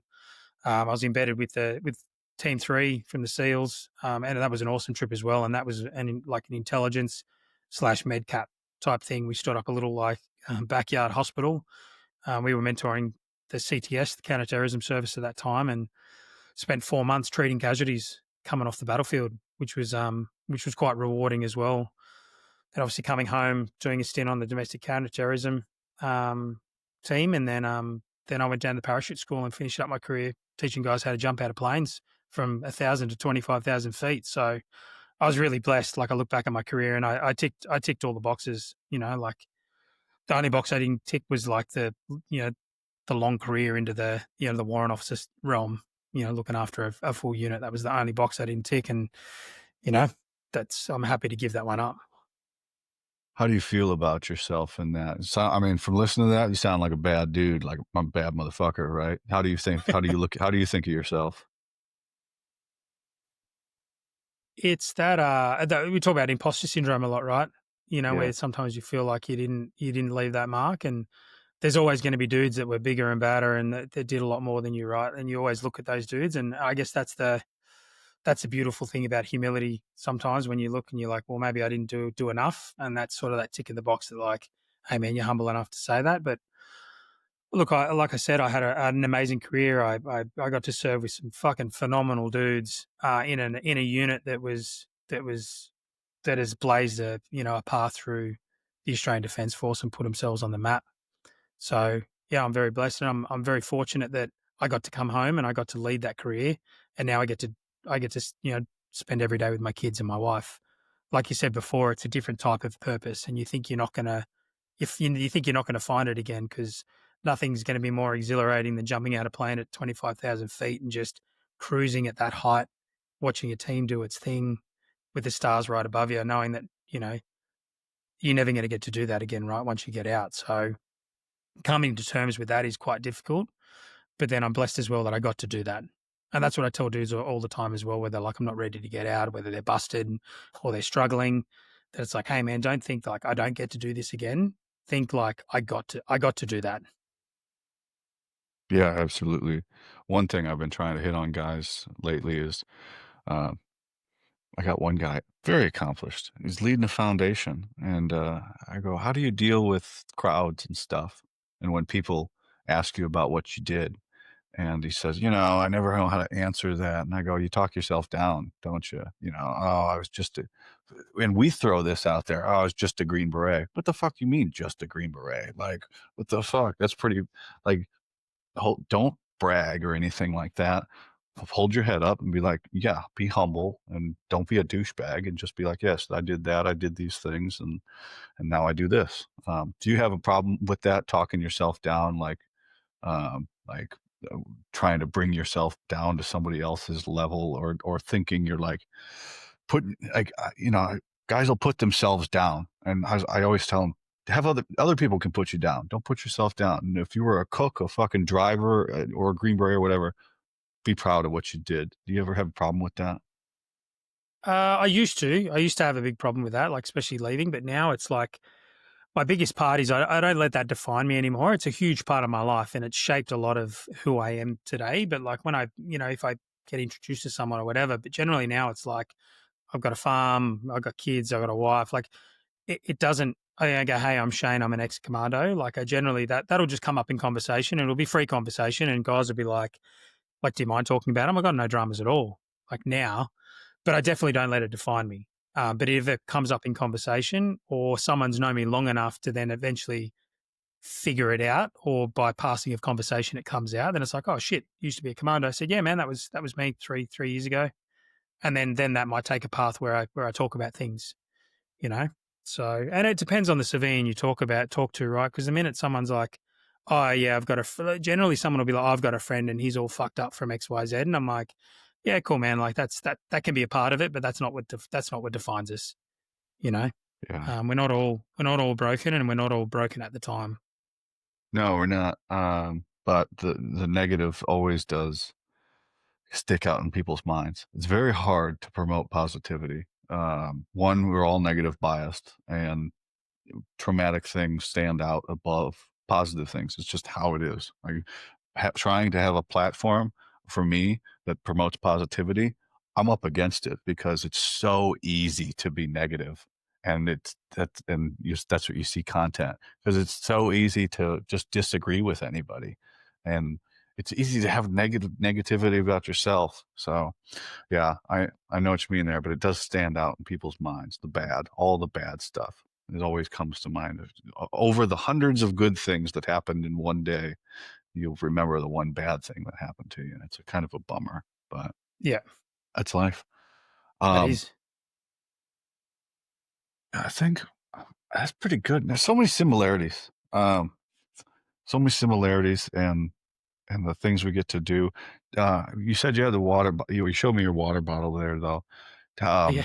Um, did you get to work with American Special Forces much?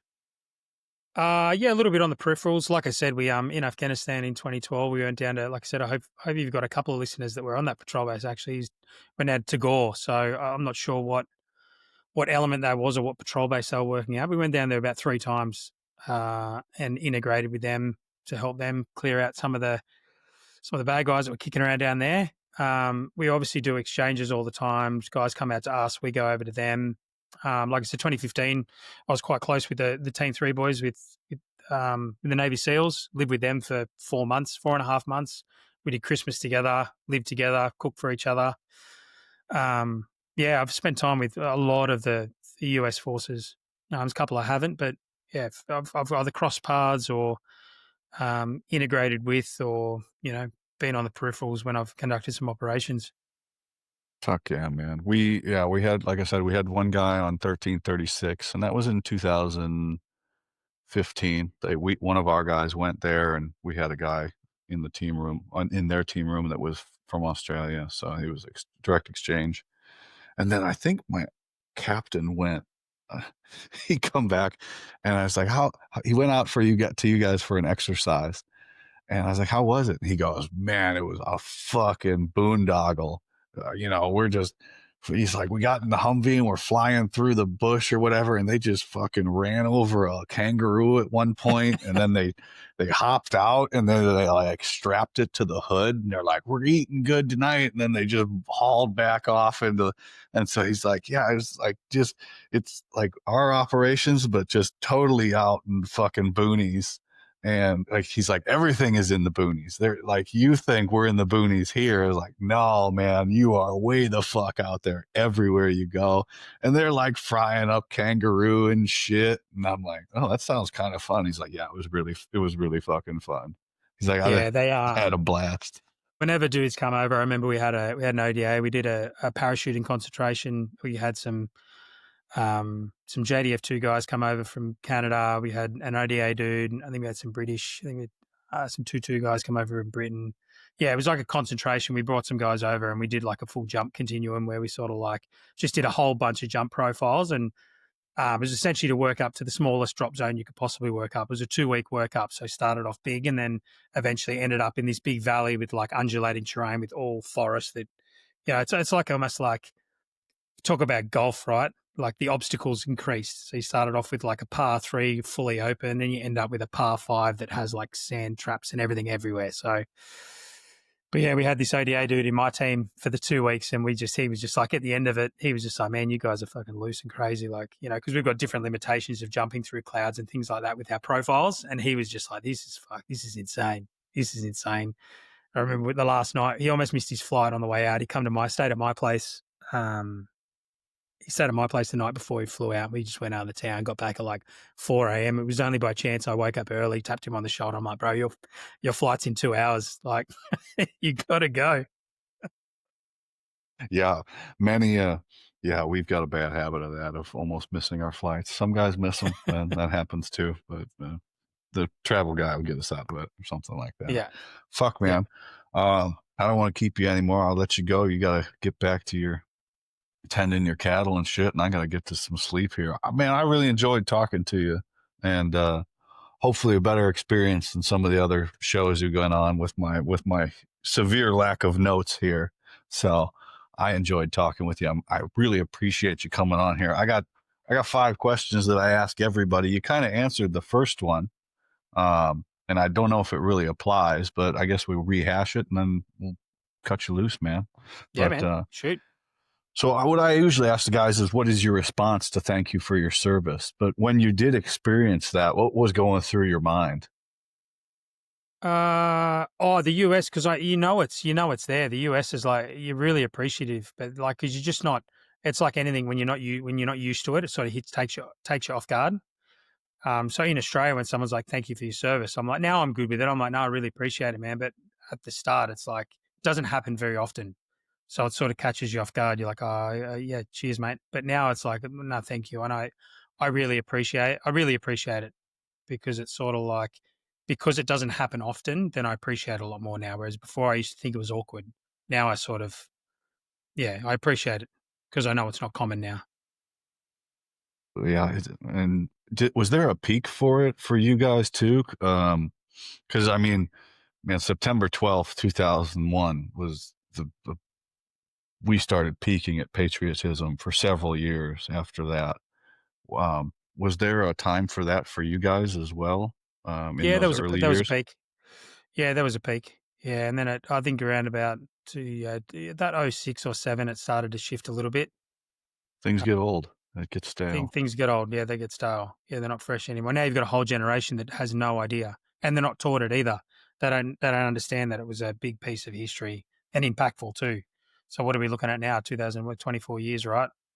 There's 24-year-olds that are kicking around that have got no understanding of what that was like back then.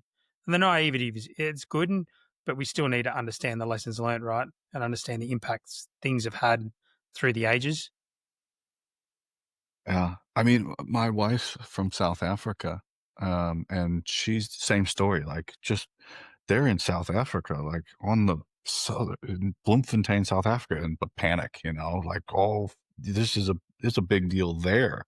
That's way the fuck away from New York City, I mean, yeah. So it's yeah, it's a shame, but that's the way things go. Like time, that's how it works, and everything adjusts, and the things that we care about, people aren't going to care about. And I posted a piece of content the other day. You're going to leave the team, and nobody's going to remember you. Um, for a couple days, they'll say your name, but then that'll stop. And then the guys that know who you are, they're going to be gone. And then you'll just have a picture up there, and then that picture is going to come down. And that's just the way time goes. So you got to make That's it. your mark for you and only you, because nobody's Yep. going to remember it. That's just how Yep. life goes. 100%. What is the one characteristic that sets operators apart from the conventional forces? Oh,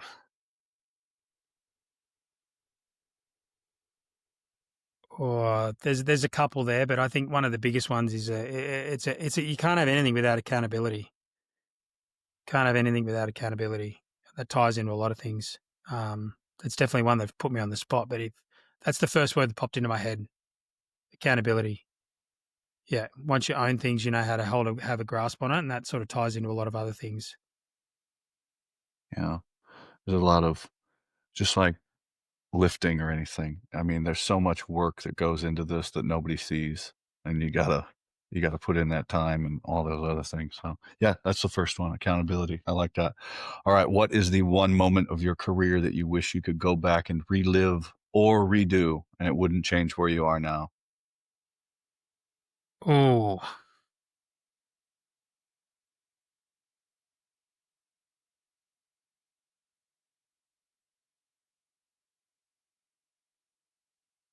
I probably would have applied myself a little bit more. We haven't sort of gotten into it. There's a couple other podcasts where I talk about, but I was a little bit rough around the edges. I had a bit of an attitude when I first joined the military, and it took me a bit to adjust. My dad's death was obviously one of those big ones that adjusted me. But if I'd go back and change, I wish I could.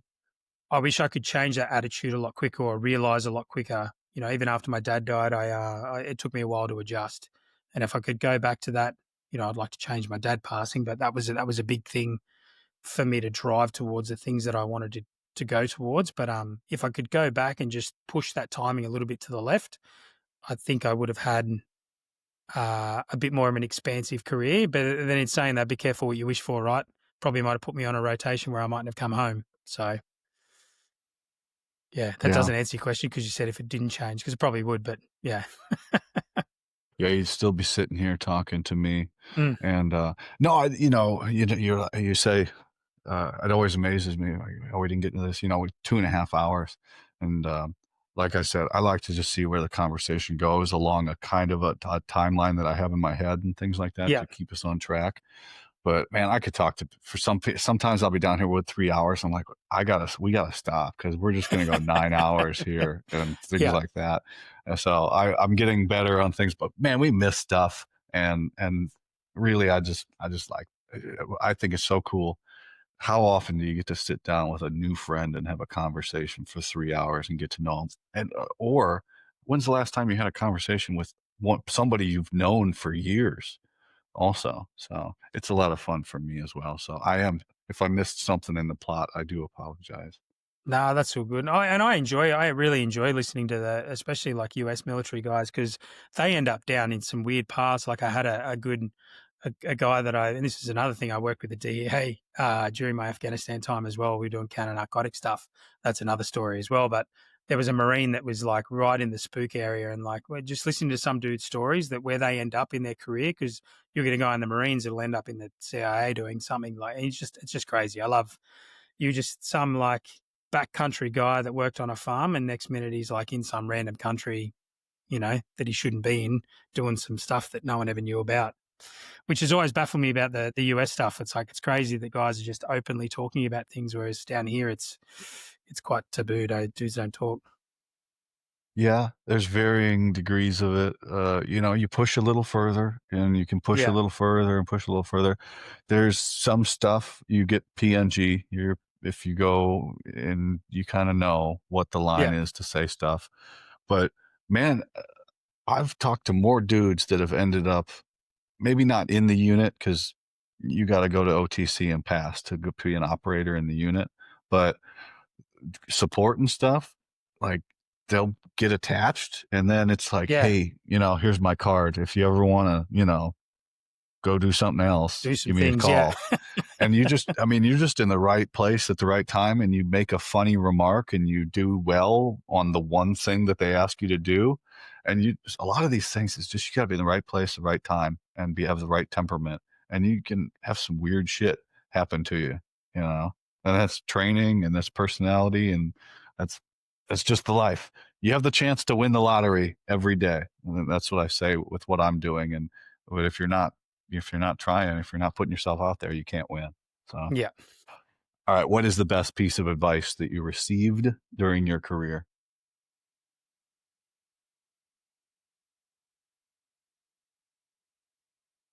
Always be looking at your future self and the impact that those actions are going to have on that future self. It's probably one of the biggest things that have stuck. And it's interesting, the guy that said it to me lives not far from me now on a farm with like 14 horses doing the same thing. But yeah, always be conscious that your decisions that you make at the time, while they might have an immediate consequences, potentially they will later on, and that's, the advice to your younger self. And that could be anything in life, right? Fuck yeah, absolutely. I mean, everything you do is going to affect, especially the older you get. Everything you do is going to affect you somehow. Especially the documentation of everything that we do now. All right, man. Last one. What were you afraid of then, and what are you afraid of now?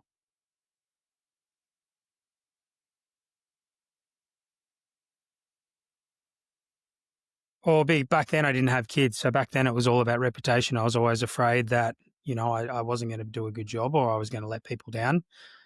What am I afraid of now? I'm afraid of the world that my children are coming into, and I'm afraid of losing myself before the time comes to let them out in the world. I've done all these activities and all these things that were high risk that I had no dramas with. I lost my life, and now it terrifies me. And my faith holds me to that. I know that if it's my time, it's my time, and my maker will decide when that is. But it frightens me. That's probably the biggest thing I'm scared of is my children, and making sure that they're not prepared for the world that they're going into. Yeah. As long as you're aware of it and you can mitigate it, and you can't stop the hammering of time, but you can do the best while you're making it. That's it. So, Yeah. man, I really appreciate you coming on. I'm glad you agreed to come on with me, some weirdo from America. Hey, you want to come on my podcast and record an episode about operators? I promise I won't ask you ridiculous questions about being an operator. So, all right, brother. Thanks You for got having me, man. anything? It's been good. Absolutely. Hope your You got audience anything doesn't for mind me? the audience doesn't mind the accent. I definitely don't. My wife is South African. My father-in-law is from Rhodesia. My mother-in-law is Namibian. My sister-in-law is Australian. And yeah, and then I lived in Korea, and all I did when I was there was hang out with expats. So, and I'm mostly British. So, yeah, don't bother me, but maybe some people they'll be like, "What is he saying?" I'm like, well, whatever, I can understand him. But as I said, I watch a lot of I watch a lot of Australian TV cooking shows as well, so I pick up on some of it. So if you said some stuff that I knew the definition of, it just went past because I picked it up, and I'm like, Yeah. "Oh, that's just normal." Yeah, So, I know in the past, depending on what state people are from, is sometimes they need a translator for Australians because we definitely talk a little bit too fast and we definitely swear a little bit too much. So it's like, depending on what state people are from, they're like, man, like I can't understand a word you are saying. hey, you can have that here too in the States. You get down south, I'll be like, "What the fuck?" I know they're speaking English, but I did one of those fan rides in Louisiana once, and I'd only ever seen it in a movie, that real southern drawl, like, gators going on. Literally took one of these fan rides, and at the end of the thing, the dude's like, "You want to see some gators?" And I'm like, "Well, what?" He's like, "Some gators." And the dude had 2 alligators, baby ones, in his pocket the whole time. I'm like, "Oh shit, you've actually got baby alligators in your," but it had that like proper southern drawl. I'm like, "Oh, it's actually a real thing." I was like, yeah, I couldn't understand a word he was saying the whole tour. You know that guy's going places if he's got baby alligators in his pockets. That's a man with a plan right there. Yeah. All right, Shane, you got anything for me? Nah, bro. Thanks for having me on. Thanks for I've watched a couple of your podcasts, and what you're doing is good. I think, and getting So guys' you're that stories out yellow there, and dot that lights up near Tasmania on there. I was like, probably, yeah. it amazes me. The whole thing amazes me that people listen to my show and they want to know what I have to say. And I feel like, if they want that, then I got to do a good job. And I hope that for you. You doing your stuff on the social media? How can everybody find you on the socials if they so choose? Just the real Shane Cav, bro. I don't sell any courses or anything like that, but you can catch me there and see me doing my thing. Fuck yeah. I appreciate you coming on. Bye, everybody.